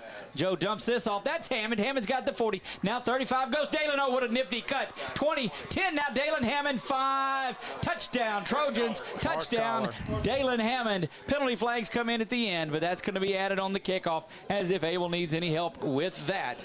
And my goodness, that was just a touchdown followed by Joe Bordelon to Dayland Hammond. And Dayland Hammond, you see there, just went and got it. Hammond grabbed hold of it and just went to the house. Was horse collared there by a couple of Rebel defenders there at the end. And 34 now. 34-0 there. Extra point is pending. They'll call the horse collar, and it will be assessed on the kickoff. Look for the Trojans. They get a situation like this, they like to go in there and run that onside kick and do things like that, try to get the ball back, or this, you know, at 35-0, you don't expect that to happen. But, you know, sky kick, something to go on other than just then Peterman putting it back where the kids are playing in the back end zone. Out there at the clock or somewhere. Right, yeah, banging off the clock. They give them an extra point if you hit the clock here. They don't. 34-0, 7:54 to go. First person not named Jarvis to score a touchdown tonight. That was Joe Bordelon to Dayland Hammond. Snap is back, hold there, kick is up, and it is good. 35-0 back after this on LA 103.5. Ever wonder if you'll have time to go back to school and get your high school equivalency diploma? Central Louisiana Technical Community College believes you can. CLTCC's high school equivalency program is free. You can earn your diploma and have the opportunity to earn college credits at the same time. Get the skills you need for a better job. When you enroll in CLTCC's Work Ready New Adult Education Program, call 1-800-278-9855 or go to our website at www.cltcc.edu. You don't have to miss out on your life because of an eye problem. Louisiana Eye and Laser Center can make your life more enjoyable with affordable solutions such as LASIK surgery, glaucoma treatments, cataract treatments. The professionals at Louisiana Eye and Laser Center can help you get more out of the life you're living. You can enjoy seeing your loved ones in a way that is comfortable and reliable. Talk to Louisiana Eye and Laser Center at 318-487-2020 or check them out online at LAIandLaserCenter.com. Catch all the scores, coaches' interviews, and more every Friday night at 10 on LA Friday Night Lights, right here on LA 103.5. Back to the Butch, and it has been all Trojans in this one since that first quarter that just was a grind, and Pineville did such a great job executing their game plan in the first quarter, but it's been all Trojans since then. Coach, as a special teams guy, you got it kicking off from the 45 of the opposition. What do you do? I don't know about it, what I would do, but I would surely think about bouncing it and trying to. Worse, they're going to have the ball on about the 30-yard line if they recover it. So, it might be time to try to bounce one and get an onside kick. Peterman steps up to this one, and he does. He goes for the onside. He's going to roll that around and kick it out of bounds, and that's not going to help things at all. We're going to go to the 35 instead of the 25. Well, it'll go back further because it's the kick is assessed from where it went out of bounds, from where the kickoff is. So right, it'll go out. I would think the 35. I may be wrong. They'll penalize them from the spot that it's kicked. So it's not that it necessarily goes on the 35 following the penalty, but it's a distance from where the kick is. So they'll look over to the near side. Didn't get that bounce that he wanted. He wanted it to bounce right up. Didn't hit it high enough. They're going to call an illegal kick. Illegal motion on it is the official kick, or is the official setup. And it's going to be first down for the Rebels. And Coach, following that, that's the best starting field position for the Rebels here in the second half, or in the game. Oh, man, Chuck taking care of business down there on the home end of the of the press box windows. 7:54 to go. Rebels with their second possession. They start at the 29-yard line where the ball did go out of bounds. Jalen Whitty in at quarterback. He's got Bruce Jackson flanked to his right. Snap is back. Play action there. Whitty going over the top of this one, and it's in and out of the hands.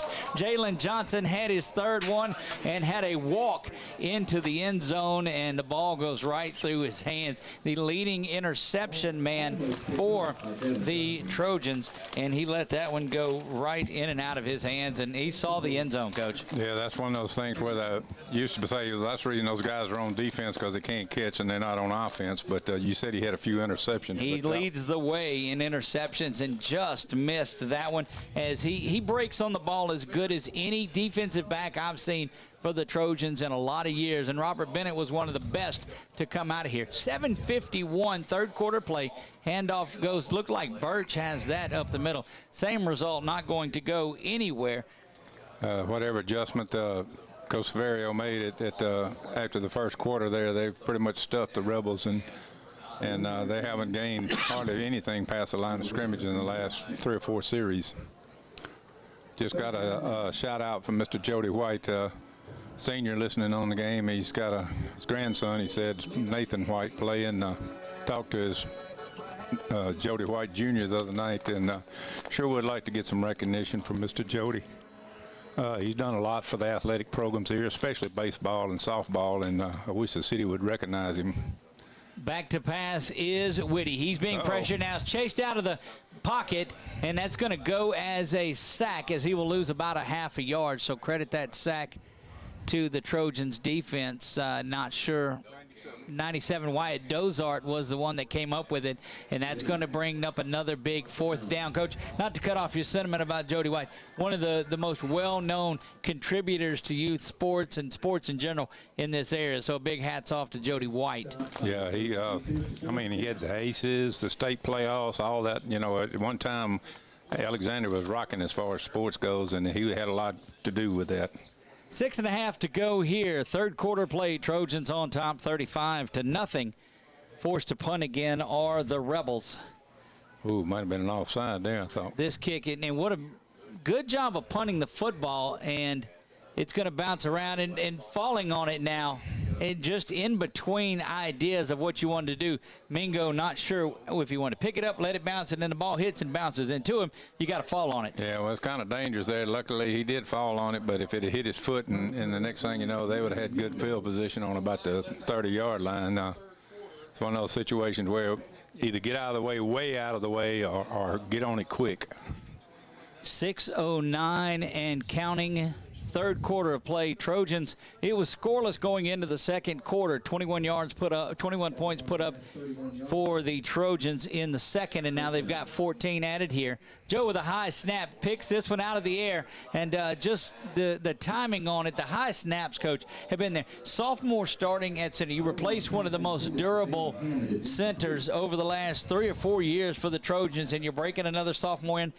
Cameron Calderon is going to be solid, but he's a sophomore and got to work his way into it. Yeah, that deep snap, he's getting over the ball a little bit too much, and when you do that, you have a tendency to get it up too high. He needs to get it a little more in front of him and then get the ball down. 3 receiver set to the near side. Good snap this that time it's out to Mingo. Mingo's got it at the 30. Cuts back to the inside 35. Now to the outside 40. Going to have the first and go down the sideline is Mingo before he's driven out of bounds.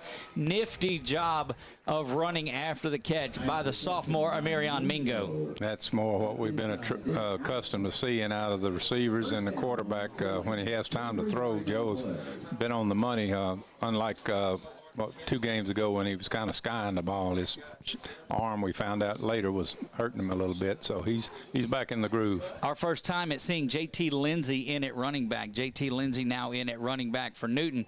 Joe rolling to the far side, going to cut and throw this one back. Throws it behind Jermaine as he had nowhere to go. There was a Rebel defender coming at him rapidly. Yeah, that was just to get rid of it, and was a smart decision to get rid of the ball rather than take the sack. Jarvis on the sideline without his helmet on. Don't think it's anything other than just resting that young man, as there is a lot of football to go. But J.T. Lindsay, the freshman running back that is in there, and remember, he had the big kickoff return that was officially a great one. I say that he ran over the official.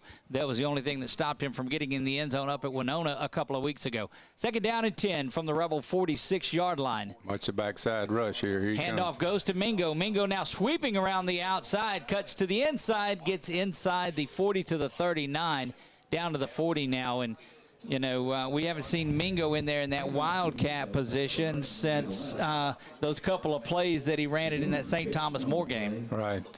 They're bringing this backside in off the defensive left side, which is to Joe's backside. We're lucky didn't get a hold on that last one. 3rd down and 4, and late getting coverage into the near side on Hammond. Joe gives the ball to Lindsay. Lindsay up the middle for the first down, and he's going to make it out to the 31-yard line.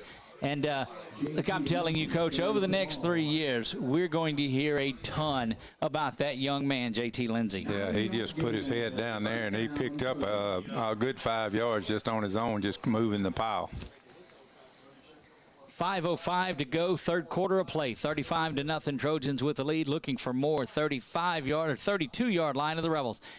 Back to pass is Joe. He's got pressure, dumps it off. It's complete to Jermaine. Deuce has it. Deuce coming to the 20, inside, down to the 14, and get out at the 11. And there's going to be a penalty flag that comes in following the end of the play. Like a late hit. He was already on the ground, and one of the Rebel defenders kind of pounced on him. Back at the 42-yard line, though, lay another penalty flag. So 2 flags on the field. The first one is in the area of holding. The other one is in the neighborhood of the late hit. 4:50 to go. Those two, expect them to offset unless one was a post-possession foul. Yeah, I thought several times with Trojans got away with the hold on this backside over here. Officially, we'll go down and get the personal foul, roughing the passer on the defense. So that's going to be against the Rebels.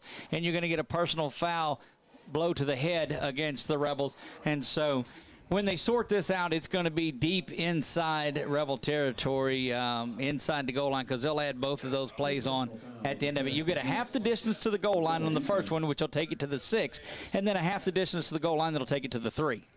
All right, glad you explained that there. I'm telling you, that's 4:50 to go, third quarter of play, 35-0. J.T. Lindsay in the backfield looking to get his first opportunity at getting the ball in near the end zone. Yeah, they're having a little discussion here about it's at the right placement of the. But all I got to do is listen to Doug Gann. He can tell me exactly. All they got to do is ask me, and I'll tell you that's it. Yeah, Trojans getting ready to go. The sophomore or the freshman, correction, J.T. Lindsay has been solid. He is in there. I'd like to see him get a carry here and pick up his first touchdown here. Right. with about 4:50 to go, 35-0 in favor of the Trojans. TJ split to the top, 2 to the near side. Don't expect anyone but JT to handle this one, and there you go. I can't call that. That ball is thrown into the end zone over the head of Jermaine. Looking for the second consecutive touchdown pass for Joe, but that one is thrown in and out of the hands or off the mark to Jermaine Minor. Deuce, they call him. Mingo is going to come back in, so you're going to see that 3 wide receiver set. They'll spread out and open up perhaps. So Joe could run the play action. We've seen Joe run the play action, make his way into the end zone. The Rebels coming up, and you've got 10 men inside 3 yards. There's that play action. They're going over the back to TJ. Touchdown, Trojans. Touchdown, TJ Johnson. And that is a officially 3-yard touchdown pass, and that's why, Coach, that Coach Ben McLaughlin is calling the offense here, and I'm not, because it ends in that one. 2 touchdown passes now for Joe Bordelon. Well, and he threw it up high that time, and when he went up and got it, and the defender was not quite. He probably looked like he's about 5'8" or 5'10", and he wasn't get that high. Joe Bordelon, you see on your screen if you're following along. That's his second touchdown pass for the Trojan junior left-handed quarterback. That one's behind him, but comes around and gets it, and it is good. 42-0 back after this on LA 103.5. This is Ty Eastman, loan officer with First South Farm Credit here in Alexandria. Are you in the market for land? Whether it's for hunting, recreation, or a timber tract, you need a lender with experience in financing rural real estate. At First South, we understand what it means to own your own piece of land, whether it's a hunting camp or just a place to get away on the weekend. The best part of my job is seeing our members realize their dreams of land ownership. If you're thinking of buying or refinancing land, call me, Ty Eastman, at First South Farm Credit, or visit us at firstsouthland.com. Back to live action here, and Coach Lott just discussing what other plans he had for tonight, and they wouldn't have been. That messes up my go to eat oyster night. And that's a pretty good trip down there. Dollar Oysters on Tuesday, Wednesday, and Thursdays, and not a sponsor of us, so I will not give a non-endorsed plug to Cafe Josephine in Sunset, Louisiana. Absolutely, I won't by any means. I won't do that either. They don't pay me a thing. I don't get anything out of it, so there's no well, no I do. laws I get a big old steak when I go down there, in addition to the oysters. Right. 4:33 and counting here, third quarter of play. And the Trojans in command have put up 21 in the second quarter, 21 now in the third quarter, and drive this ball. And it bounces up, and that's a ground rule double, Coach, as it bounced up and over the crossbar. Yeah, well, we ought to get a point out of that. Isn't that in soccer? Don't you get it goes inside the uprights or something? Just a lot of, we've got the Advanced Collision Repair Player of the Game Award coming up. We've got the Whataburger What a Play. I go back to the punt that Abel had when he kicks it inside the 10-yard line, Coach, and that kind of got the things going. Jarvis has 4 touchdowns on the night. Joe's got a couple of touchdown passes. Man, this is a tough one to call tonight. Yeah, and there's the little things too. Like we said a while ago, Joe has been catching some pretty bad snaps at times and saving the bacon of the center there a few times. Jalen Whitty under center. He's got Birch off to his left. That one is blown up, and the Trojans are banging around in there. When you get the quarterback back under center, Coach, that defensive line just teeing off. Oh, yeah, he shot the gap, and he was back there as soon as the quarterback got the snap. He was lucky he didn't fumble the ball. Carl Hall firing off the ball, looking so solid. He's slimmed up this year and is really playing so well along that defensive front. That's got Jeffers right on it. It's got Monette along the line. Wyatt Dozart is down there. And then you just bring up the run support from those linebackers led by Adiah Jones, who has had himself a monster of a game, had the interception and the fumble recovery. 3:50 and counting. This one's 42-0. High snap controlled, and Jackson is going to bust his way past the original line of scrimmage. They'll give him 2 on this one. As forward progress, but I think the whistle had blown. Forward progress has stopped before the ball came loose. And this will bring up a 3rd down and long, it looks like, for. The offense and defensive linemen don't get a lot of credit, but to me, that's the difference in when you get into 5A ball. you got to have a solid front up there because everybody's going to have good receivers and good linebackers and secondary folks. But and it's not just your district. It's from the first round of the playoffs all the way. Right. Whitty back now in the shotgun. Little play action. Dumps this one off to the flat. That's Birch, but Birch is going to lose a yard on the play, and they're going to give a personal foul, it looks like, at the end of the play. Might have been so a face mask. the Rebels look like they'll pick up a first down out of this, we believe.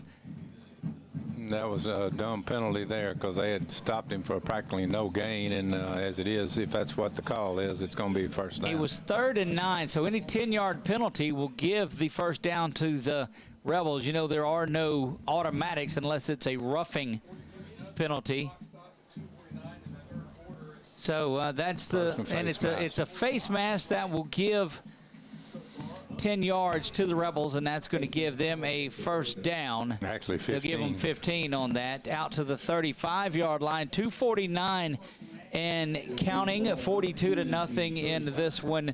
The Trojans have been in control since the first quarter. Great crowd made their way out tonight. It's Fair Week, and glad to see everybody here and not out there. First down at 10, 35-yard line, go the Rebels. Whitty back under center. Whoa. Stumbles around, the ball's on the ground. Looked like an interior lineman from Pineville will have fallen on that. But, Coach, I'm telling you, when Whitty gets up under center, that defensive line just tees off on the center and that line and causes chaos on the handoff. They're doing what West Monroe did to us last week. They're just pinning their ears back and trying to knock the offensive lineman in the backfield, and they're doing a pretty good job of it so far. Trojans will move to 1-1 in district. Pineville will drop to 0-2 on this, and the Trojans looking down the barrel of quite a road trip coming up as they go to Ruston next week and then Ouachita in week 9. Both of those are Friday night games, and both of those on the road and will be heard right here on LA 103.5. Whitty has it. He's back to pass. Great time for Whitty. Good pressure. Good. And that was in and out of the hands once again. Almost picked off. Making a great play on that one was Chris Clark. Chris Clark jumping up and getting that one. I'm telling you, the 6 and the 8 are very difficult to differentiate. But again, it's going to be 3rd down and 10. It looks like they got 2 number 8s out there to me. I mean, they got 8, 9, and the 6 all look the same to me. The one thing that differs from it is Chris Clark plays quarterback, and so I'm able to kind of keep an eye on where he's at. Chris goes back into coverage this time and tracks down from behind, and that was Jeffers Wright coming up and making that play. He has been on just about every play on that defensive line as well. That's the sophomore. You saw Jeremiah Jeffers Wright play in that state championship and was solid along the line last year. Jeremiah Jeffers Wright. Demirion Mingo getting back deep to receive this one. Once again, Cody Riggs on to punt. 42-0 in this one. Just a little over a minute remaining, 3rd quarter of play. Trojans have put up 21 in the 2nd, 21 now in the 3rd, and have taken control of this.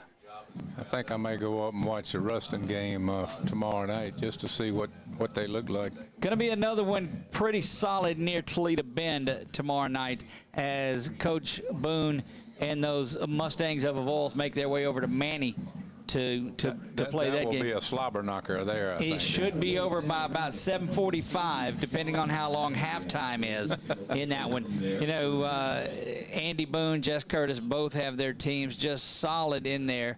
And you won't see a lot of yards through the air. It's just going to be come and get it. Talked to Andy Boone the other night, and I said, Coach, in a game like that, the Manny puts up so many points. He said, I'm resting my defense. He said, they're either going to go 80 or they're going to go 50 or 40 on us. He said, so let's get our offense out there. I was like, well, there you have it.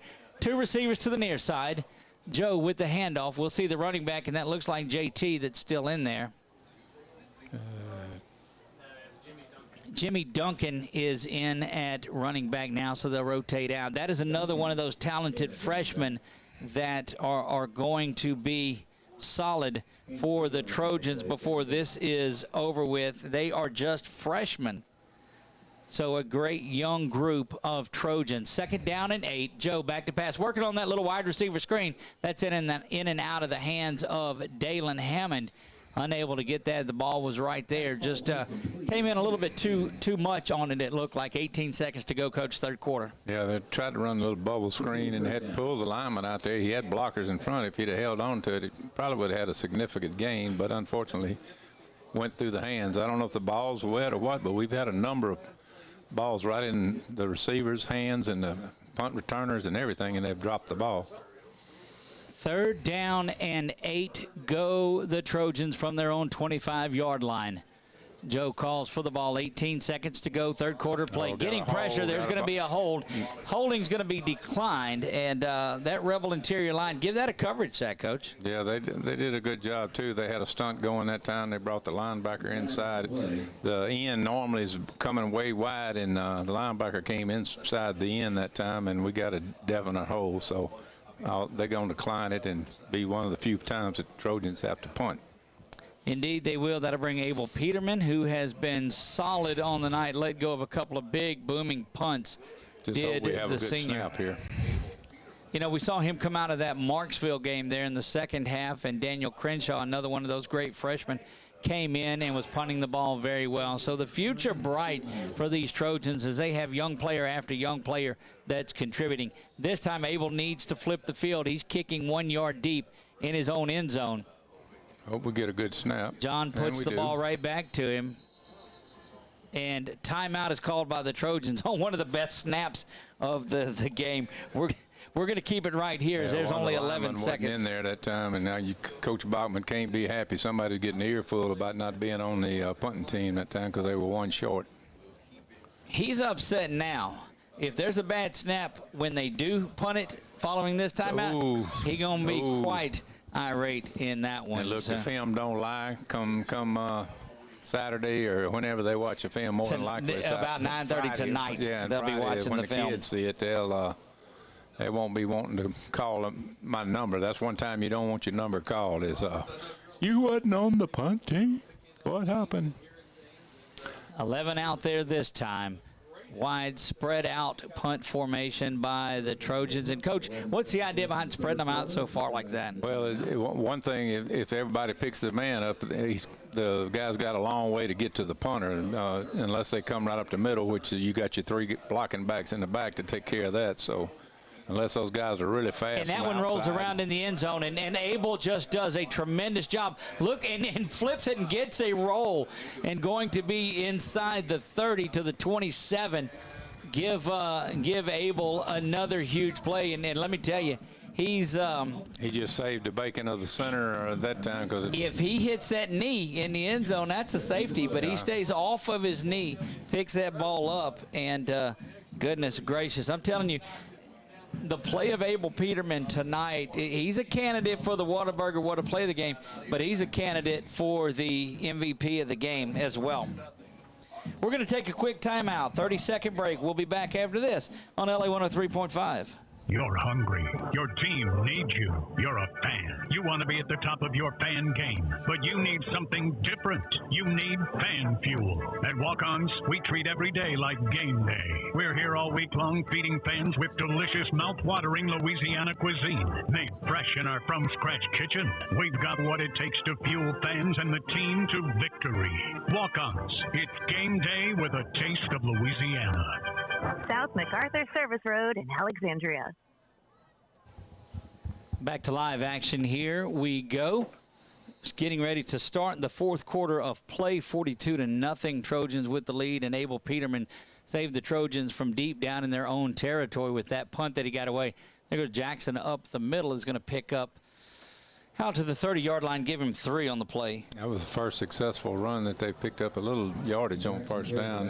30-yard line for the Rebels. You're going to start seeing some of the younger players, we believe, get in there defensively after maybe give them another possession that's in there. But you're starting to see the young guys make their way in this one, gaining some experience. The Rebels would just be happy to get out of here without any injuries, run as much clock as they can. And, 2nd down and 6 go the Rebels. Jalen Whitty stays in at quarterback where he has been the bulk. That handoff goes to Jackson. Jackson trying to get to the outside. Good run to the far side, but going to be stopped shy of the first. It looks like maybe by a yard or two.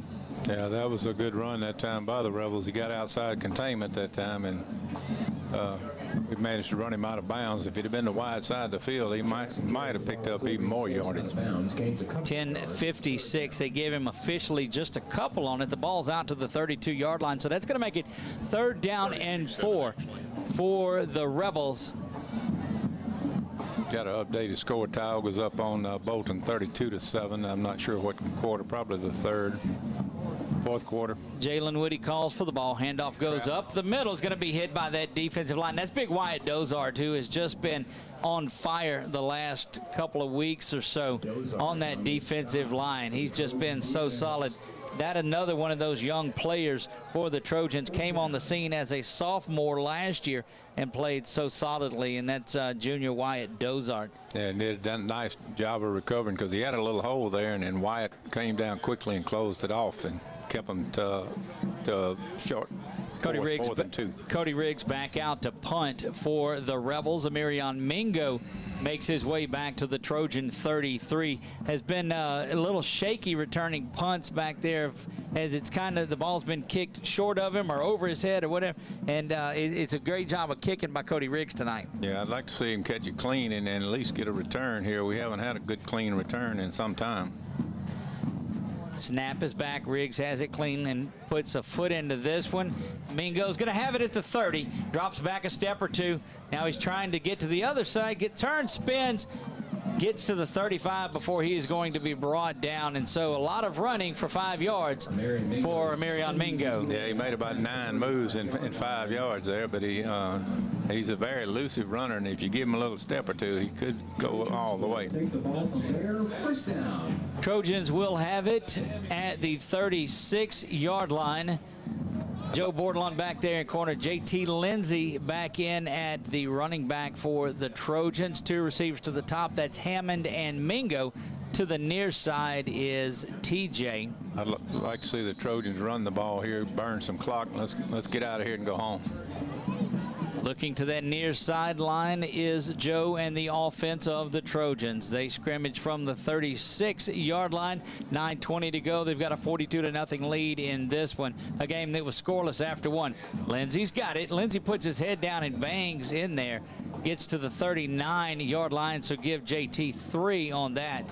If he'd have looked up and then kind of made a cut to the right there, he might have been off to the races, but he ran the hole to where he was supposed to be going and picked up about 3. Looks like he's content just to bang his head in there. We've got a Trojan that is shaken up along the offensive line. Can't make it as 80, I think, 85. Very thin along the offensive line are the Trojans. And we'll see who comes off of there. That is 65, is it? No, that's 85. That's Harrington. Is 85, comes in as the H-back, and one of those guys that we talked about that has just been getting better and better and better every week is the junior James Harrington. And who got number 94 coming in and replacing? 84, Jermaine Minor swaps back in there at H-back. Tight end will make his way 2 to the top, 1 to the near side. Joe back in the shotgun, has it. Handoff goes up the middle, banging around, busting back to the inside. Going to pick up a first down is... Oh, and the penalty flags come flying in following that play. That was JT, and you see them come in from the backfield, the defensive backfield. Maybe some offsetting unsportsmanlike conducts or what they're going to call. Because you've got a penalty flag back around the 41 of the Trojans and then 2 or 3 in the defensive backfield, so we'll have to see. Might have called it on number 7. He's acting like they might have caught him doing something he ain't supposed to be doing. You get that, wait, what? Me? Me, yeah, well, And it does look, based on, if you look at body language at all, that one's going to be. When they pull out the cards and start writing on it. That's an unsportsmanlike conduct, ain't no doubt. Is what that's going to be. And you don't need that in this point in the ball game here. That's not a very smart move on the Trojans' part or the Rebels. Sophomore tight end Brett Bain making his way in. Conduct penalties on both teams. Brett Bain, the sophomore tight end, will make his way into the game. And so yeah, there's a little trash talking going on about now, I guess, and that's a good that the officials put a stop to it quick. I mean, the flags came in right away and in bunches, if you will. Trojans have it out to the 47-yard line, first down and 10 as they scrimmage from their side of the field. They've got a 42-0 lead in this one, looking to move to 6-1 on the season. Official blows the clock ready for play. Joe, good time, zips this one in and out of the hands of a Rebel defender. That was intended for TJ, but that was number 30 of the Rebels that had a hand on it, Coach, number 30. I had my sheet and I lost it there. They, our compadres over here ought to know who number 30 is. Oh, they know. They won't tell me, though. He hit his Bryant Ford that had a shot at that one. That handoff goes right up the middle and nothing comes there. And that was Duncan. It looked like 23 Jimmy Duncan getting the carry. No, that was the numbers are bunched up again. That was Lindsey once again that had it. And this will be third down. They've had Newton out of the game, and Newton's been solid all night, Coach. He had the 4 touchdowns, 3 on the ground, and 1 via the kickoff return for the touchdown. Got a bunch of youngsters at the receivers and running backs and everything, but I'd like to see them run the ball, burn the clock. Joe rolls to the near side, trying to get it back. He's got to put his head down and does, and not a coach on the near side wants to see him put his head down and bang into the line of scrimmage. And that's number 30 in there once again, Ford, for this Rebel defense. And you're going to see Peterman come out and put a foot into one. 7:48 and counting until this one wraps up. Don't forget Menard, the only game in town or on the airwaves tomorrow night. That'll be Tom Boucher on the call beginning at 6:30. Kickoff will be at 7. Coach Justin Charles and that Menard Eagle team will do business on Sunny 106.9. 7.5 to go in here. And then 10 o'clock tomorrow is Friday Night Lights. High snap again. Peterman pulls this one out of the air and gets a great punt off and spins it around. And another one that's going to roll down around the 20. And I'm going to tell you, making more and more of a statement for his own advanced collision repair player of the game. He saved the center's bacon a couple of times, plus he's made some nice punts and everything else. But I don't know who's working with the center, but I'm telling you, he's getting the ball too far up under him, and when he does, it tends to sky on him. He needs to get the ball further out in front. That way it doesn't go up in the air quite so much. John Parrish is the long snapper for the Trojans on special teams, plays safety, probably one of the best athletes on this Trojan team, just has to work a little on that technique. 7:12 to go in this one. In a first half that went by rapidly, this second half has slowed way down. 1st and 10 go the Rebels from the 21-yard line. Whitty calls for it. The handoff is there. It's going to be met by that interior line of the Trojans and dropped for no gain. I think that the Rebels are just content to get the game over with here. They keep doing what they do, and I'd like to see the Trojans run the ball consecutively 3 or 4 or 5 times and to burn the clock as well. But swapping out the Trojan starters a la a basketball team, bringing them out. Dozart comes off. Jeffers Wright comes off. Got a whole new defensive front up there practically. You still see the secondary that's in there that are the veterans. Expect to see young Crenshaw in there at some point.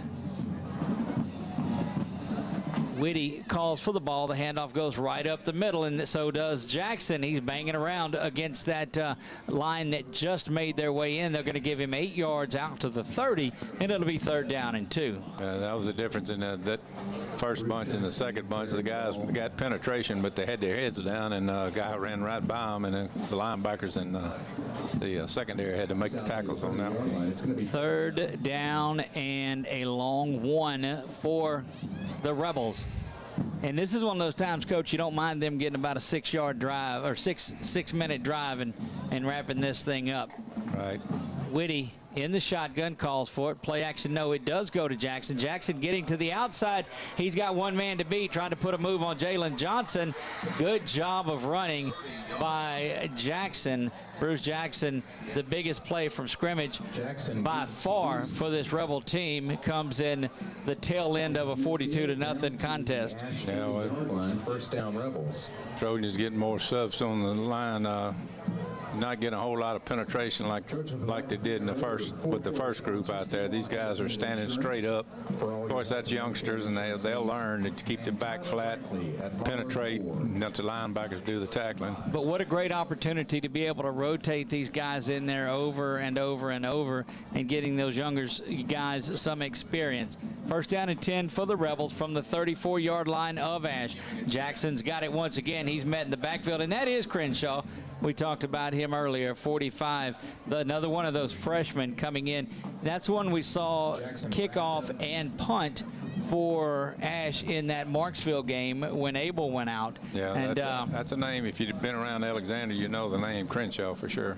Indeed you do. Second down, and let's see where they officially mark it. They'll give him a yard on the play. Second down and 9 from the Trojan 33-yard line. 4:50 to go in regulation. Jalen Whitty back in shotgun, calls for this one. Jackson's got it right up the middle, and good job defensively by the young Trojans making their way in there. 30-yard line. Third down now and 7 following the 2-yard pickup. That gets it to the Trojan just outside the Trojan 30-yard line, as the Rebels want to gain a little bit of something, Coach, and build and come out of here with something. Bruce Jackson coming off of the field. Yeah, that's definitely 4-down territory. They get this far down the field, you look for them to go for it if they don't make it on third down. Jalen Fortson, number 27, has came into the game in relief of Bruce Jackson. 2 and 1 on the clock, and Coach Bell and the Rebels take a timeout. We'll see if we have one left. We're going to take it with them. We'll be back after this on LA 103.5. This is Ash Trojan Football, presented by Hickson Autoplex on LA 103.5. Well, we'll just hold it right here, and Ma'am, sure. The doctor will see you now. I can't see the doctor. No, the doctor's right here. He's ready to see. No. You don't understand. Are you hearing me? I'm telling you, I can't see the doctor. Don't let it come to this. Louisiana Eye and Laser Center. Come visit us at one of our 13 locations or look us up online. I think now we've got it figured out. And look, I'd love to blame somebody else on the fact that the commercial got messed up, but I'm controlling that, so I guess that falls squarely on me. Right. Third down and 7 before you get a chance to add to that, Coach. We're back to action here. Third down and 7 for the Rebels. Bringing a man in motion is Whitty. Rebels have it at the Trojan 31-yard line, trailing by 42. That is a handoff to Fortson along the far side, and is going to pick up maybe a yard or two. Going to bring up 4th down. There you go. Surely the Rebels are going to go for it here. I'd like to see the Rebels are the ones that have the young lady that kicks for them. Oh, yeah, Jackson Bridges, and what a great story that is. I don't think that it's in range to see the Trojans leading to see her come out and kick one or the time in this one, but what a great story that is from Pineville. Watch the long snap here, youngsters. Don't jump all sides. 3.5 to go, 4th down and a long 5 for the Rebels. Whitty calls for the ball, play action. This one is thrown and it is caught. That is caught all the way down to the 5-yard line. That's Evan O'Brien. That is O'Brien, and he's shaken up. He and Jalen Johnson both collided pretty hard. Both helmets have come off, and they are both down, and that's O'Brien and Jalen Johnson shaken up for the Rebels, and the Trojans off to the near side. We'll keep the camera off those guys, and my goodness, you hate to see You hate to see that. Jalen now hopping up, and it looks like they got twisted around. And Coach, it's a physical game out there. And these young men, that's why you can't take anything away from whatever happens, what the score is, whatever. This is a violent game played by very aggressive, hard-hitting young men. No matter what the classification, no matter what the records, it is a physical game. Yeah, well, and that's, to me, that's all part of it. You don't want to see anybody get hurt, but at the same time, that's part of the game.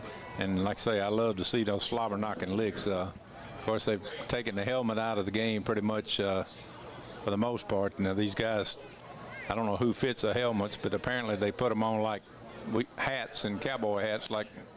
And when I was playing, you had to squeeze it in. Of course, that was... When you was playing, they were leather, though, Coach. Well, yeah, they were. You had to stretch them out a little bit to get them on. 3:05 to go here in this one. It is first down and goal for the Rebels. Their deepest penetration of the night.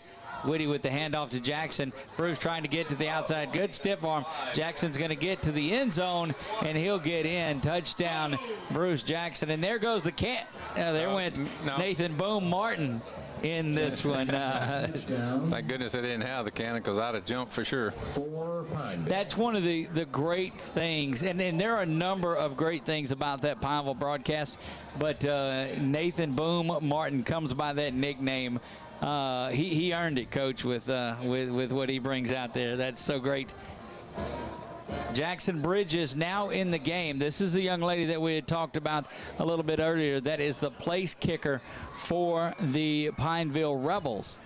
And so just a great moment in high school at all. She's been there from the entire year and has earned her position and went out there and kicked the ball well. Snap is back, kick is up, and it is good. She's got it. 42-7, 2:44 to go. Going to take a timeout, and we'll be right back on LA 103.5. Who wants or has time to stand around in long lines? Literally nobody. Why not skip the line with the brand new mobile app at Why Not Stop to save time and money using Why Not Order for food ordering? Why Not Scan for self-serve checkout? Happy hour 24/7 with $1 fountain and coffee, plus exclusive coupons, deals, and giveaways. Download now for Apple and Google devices. Just search the letter Y, not stop. Refueling and refreshing communities.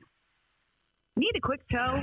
Sadler's Towing meets many of its clients by accident. The first time. The second time, their clients call because of the fair price and great service that they previously received. If you need a tow, light-duty winching, you're locked out of your vehicle, or just need a jump start, Sadler's Towing is ready to handle your situation. Sadler's Towing is available 24/7, including Christmas and New Year's Eve. Put their number in your cell phone today, 447-7235. Again, that's 447-7235. Sadler's Towing, Alexandria, Louisiana. Back to the Butch we go. 42-7. Trojans have the lead over the visiting Rebels from across the river in Pineville. Picking up that touchdown was Bruce Jackson. There he goes, 7 yards for the touchdown. Good to see the Jackson Bridges add that PAT. 42-7, 2:44 and counting here. There's a foot into this one by Zidane. And it comes to the near side, and that is banging around to the 31, 32-yard line. Nice tackle by his own man. That was Duncan that had that one. Another one of those freshmen. They're going to be so solid over the next few years, Coach. You wonder who the next big Trojan running back is. It goes to Chark. It goes to Orfe. I mean, there are just so many of these running backs over the last, and that's just the last little bit of stretch on to Jarvis and the guy and Chris Gray and Abu Kamara and those guys that have just run so well for these Trojans. The next ones are on display. Bradley Wilson in at quarterback, number 13. Bradley Wilson now in there at quarterback for the Trojans. We've seen he's got a touchdown pass on the year. This time going to be the handoff to Duncan as he is slung down behind the line of scrimmage, 2:32 and counting, just trying to get this last little bit of football out of the way. Trojans will just keep the ball on the ground, I believe, and try to run that clock, Coach. Yeah, they got all the youngsters out there on offense and defense and the running backs, and somebody just flat missed a block. Running back didn't have a chance that time. But clock's running, but 2 minutes and 6 seconds. They should be able to run it out, or close to running it out. Duncan back in the backfield with Bradley. Bradley in the shotgun. Snap is back. Penalty flag comes out to the near side. Banging his head is Jimmy Duncan and lowering it. Again, you see Bain in there at tight end, but penalty flag out at the 30-yard line. Darius Washington is going to make his way, another one of those freshmen, to get in there. The Trojans going to bring it back after a nice run. That'll be third down now and 12 for the Trojans out to the, let's see, so they're sitting at the 31, back to the 26 is where they will go with this one. Crowd starting to make their way out of here in this one. Great crowd, good contingent, made it over to watch the Rebels play in this one. Ash on their way up to Ruston next Friday night, and the Rebels go to West Washita, comes to Pineville. So Sandy Canyon is where that game will be. Is that? See, there you go. See, I've handoff goes right up the middle, cutting to the outside now, and now back to the side is Duncan. He gets out to the 36-yard line. Updated score, we got Tauga 46, Bolton Bears 7 in the fourth quarter, I believe, last score. And we're getting graciously standing next to each other is the boy, call. It's getting rough over here. Sandy Cannon? Canyon. Yeah. Minute 3 to go in this one. Nothing to do but wrapping this one up, and the Trojans will move to 6-1 on the season, 1-1 in district play, and you will see the Rebels drop to 0-2 on the season. Snap is back to Bradley. Bradley gives it out to Duncan. Not finding much room there, and if they get it down below the 40 seconds, that'll wrap things up, and it does. 37 seconds on the clock, and that should have been the final play of the night. Certainly want to thank everybody that joined us tonight. We're going to have the Ash Trojan wrap-up show. It's going to be coming up outside of the break. Trojans are going to move to 6-1 on the season as they will wrap this one up 42-7. Big night for Jarvis Newton. Big night for Adiah Jones. Big night for Abel Peterman. The only drama left in this one, who's going to be our Whataburger What a Play of the game, and who is going to be our Advanced Collision Repair Player of the game. That's the final horn. We'll name that right when we come back. Don't go anywhere. This is Ash Trojan Wrap-Up Show on LA 103.5. If you haven't tried Rosy Joe's in Alexandria, then where you at? They have an incredible menu with so many options.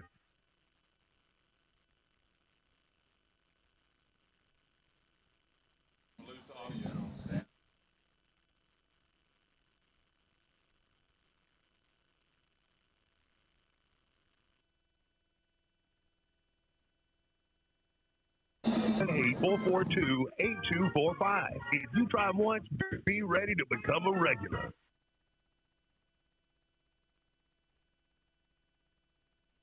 Did you know BK Distributors have the fastest signs in town? They have signs for everything. If you're in need of signs or banners for your political campaign, your business, or just for that family reunion, BK Distributors has it all with outstanding quality, fast turnaround, and the best prices in town. If you've been looking for the right place to handle your signage needs, well, here's your sign. Call Scott today, 318-442-2246, and let him help you. BK Distributors, Highway 28 East in Pineville, behind Arby's. Ever wonder if you'll have time to go back to school and get your high school equivalency diploma? Central Louisiana Technical Community College believes you can. CLTCC's high school equivalency program is free. You can earn your diploma and have the opportunity to earn college credits at the same time. Get the skills you need for a better job. When you enroll in CLTCC's Work Ready New Adult Education Program, call 1-800-278-9855 or go to our website, www.cltcc.edu. You don't have to miss out on your life because of an eye problem. Louisiana Eye and Laser Center can make your life more enjoyable with affordable solutions such as LASIK surgery, glaucoma treatments, cataract treatments. The professionals at Louisiana Eye and Laser Center can help you get more out of the life you're living. You can enjoy seeing your loved ones in a way that is comfortable and reliable. Talk to Louisiana Eye and Laser Center at 318-487-2020 or check them out online at laiandlasercenter.com. Catch all the scores, coaches' interviews, and more every Friday night at 10 on LA Friday Night Lights, right here on LA 103.5. Back to live action here. That's going to wrap things up from J.L. Butch Stoker Stadium. We've got just a couple of things left, and that is to award our Whataburger What a Play of the Game. And, Coach, it wasn't just one play. It was a lot of action that happened out there. And our Whataburger What a Play of the Game goes to Abel Peterman. Yeah, I mean, was it the punt that downed inside there, or was it the scoop in the end zone that saved the safety, or was it catching the ball? A number of those plays. Several of them. He saved the Trojans at least for sure one touchdown, and then the punt that he kicked. And I want to say it was on the same one where he either got the high snap or the low snap and got it off and kicked it about 65 yards and got them changed the field position from about the 10 all the way down to the Rebel 20 or 25-yard line. So Abel Peterman, our Whataburger, what a play of the game. And it was you couldn't narrow it down to just one. He had several great ones and would normally be a great candidate for our Advanced Collision Repair Player of the Game had Jarvis Newton not went off for 3 touchdowns and the kickoff return for a touchdown. So Jarvis Newton is going to be our Advanced Collision Repair Player of the Game tonight. What a great performance by your Ash Trojans. They hit the road the next couple of weeks. We'll be up in Ruston next Friday, and then they make the trek back up to Northeast Louisiana where they will play the Lions of Ouachita. And so a share of the district is still on the horizon for the Trojans. Have to take care of business next week against Ruston. That should be a good one. Join us Thursday night live at Walk-Ons. We're going to talk all things Ash Trojan football, getting ready for that big game against Ruston, the Bearcats there, and we'll be out there starting at 7 o'clock, 7 to 8 next Thursday night, and then follow along. If you don't take the trek with the Trojans up to Ruston, you can follow along on our Facebook page or tune in here locally via LA 103.5. Guys, it has been a tremendous night to be back at the Butch. We come out of here 6-1 and 1-1 in district play. 42-7, your final score. Guys, I want to thank everybody that made things possible for us. Of course, out on our cameras, we had Roger Walker and Jared King. He was spotting for us and running a camera. Chuck Perkins, our executive producer, couldn't do a thing in the world without him. We're going to try to add one more new thing next week. No, we're not. That much to his chagrin. We're not going to do that. My cohort, Ernie Lott, who has been along the way, a big shout out to my compadres here, our Stevens Media partners. They cover the Pineville broadcast on 105.5 K-Buck. And many years and much love for Rich Dupree and Nathan Martin. Wouldn't want to call a Ash Pineville game beside anybody but those two. It's going to wrap it up here. Of course, thank you, God, for allowing us to do what we love to do just one more time. Guys, get out and watch some good football this weekend. It's going to be a great one. That's going to wrap it up from J.L. Butch Stoker Stadium. Trojans 42, Rebels 7. God bless you all and good night. LA 103.5. Ash Trojan Football, presented by Hickson Autoplex, has been brought to you in part by Walk-Ons, Sadler's Towing, Wallace Eye Associates, Whataburger, Southern Heritage Bank, Louisiana Eye and Laser, Calvary Baptist Church, First South Farm Credit, Lower Power Sports, Sinlaw Power Wash, Certified Transmission, Rosy Joe's, BK Distributors, and Security Sporting Goods. Stand by for LA Friday Night Lights to hear Coach Bachman's take on tonight's game and get all the scores and highlights from around the state. Trojan Football has been a Stevens Media Group sports production.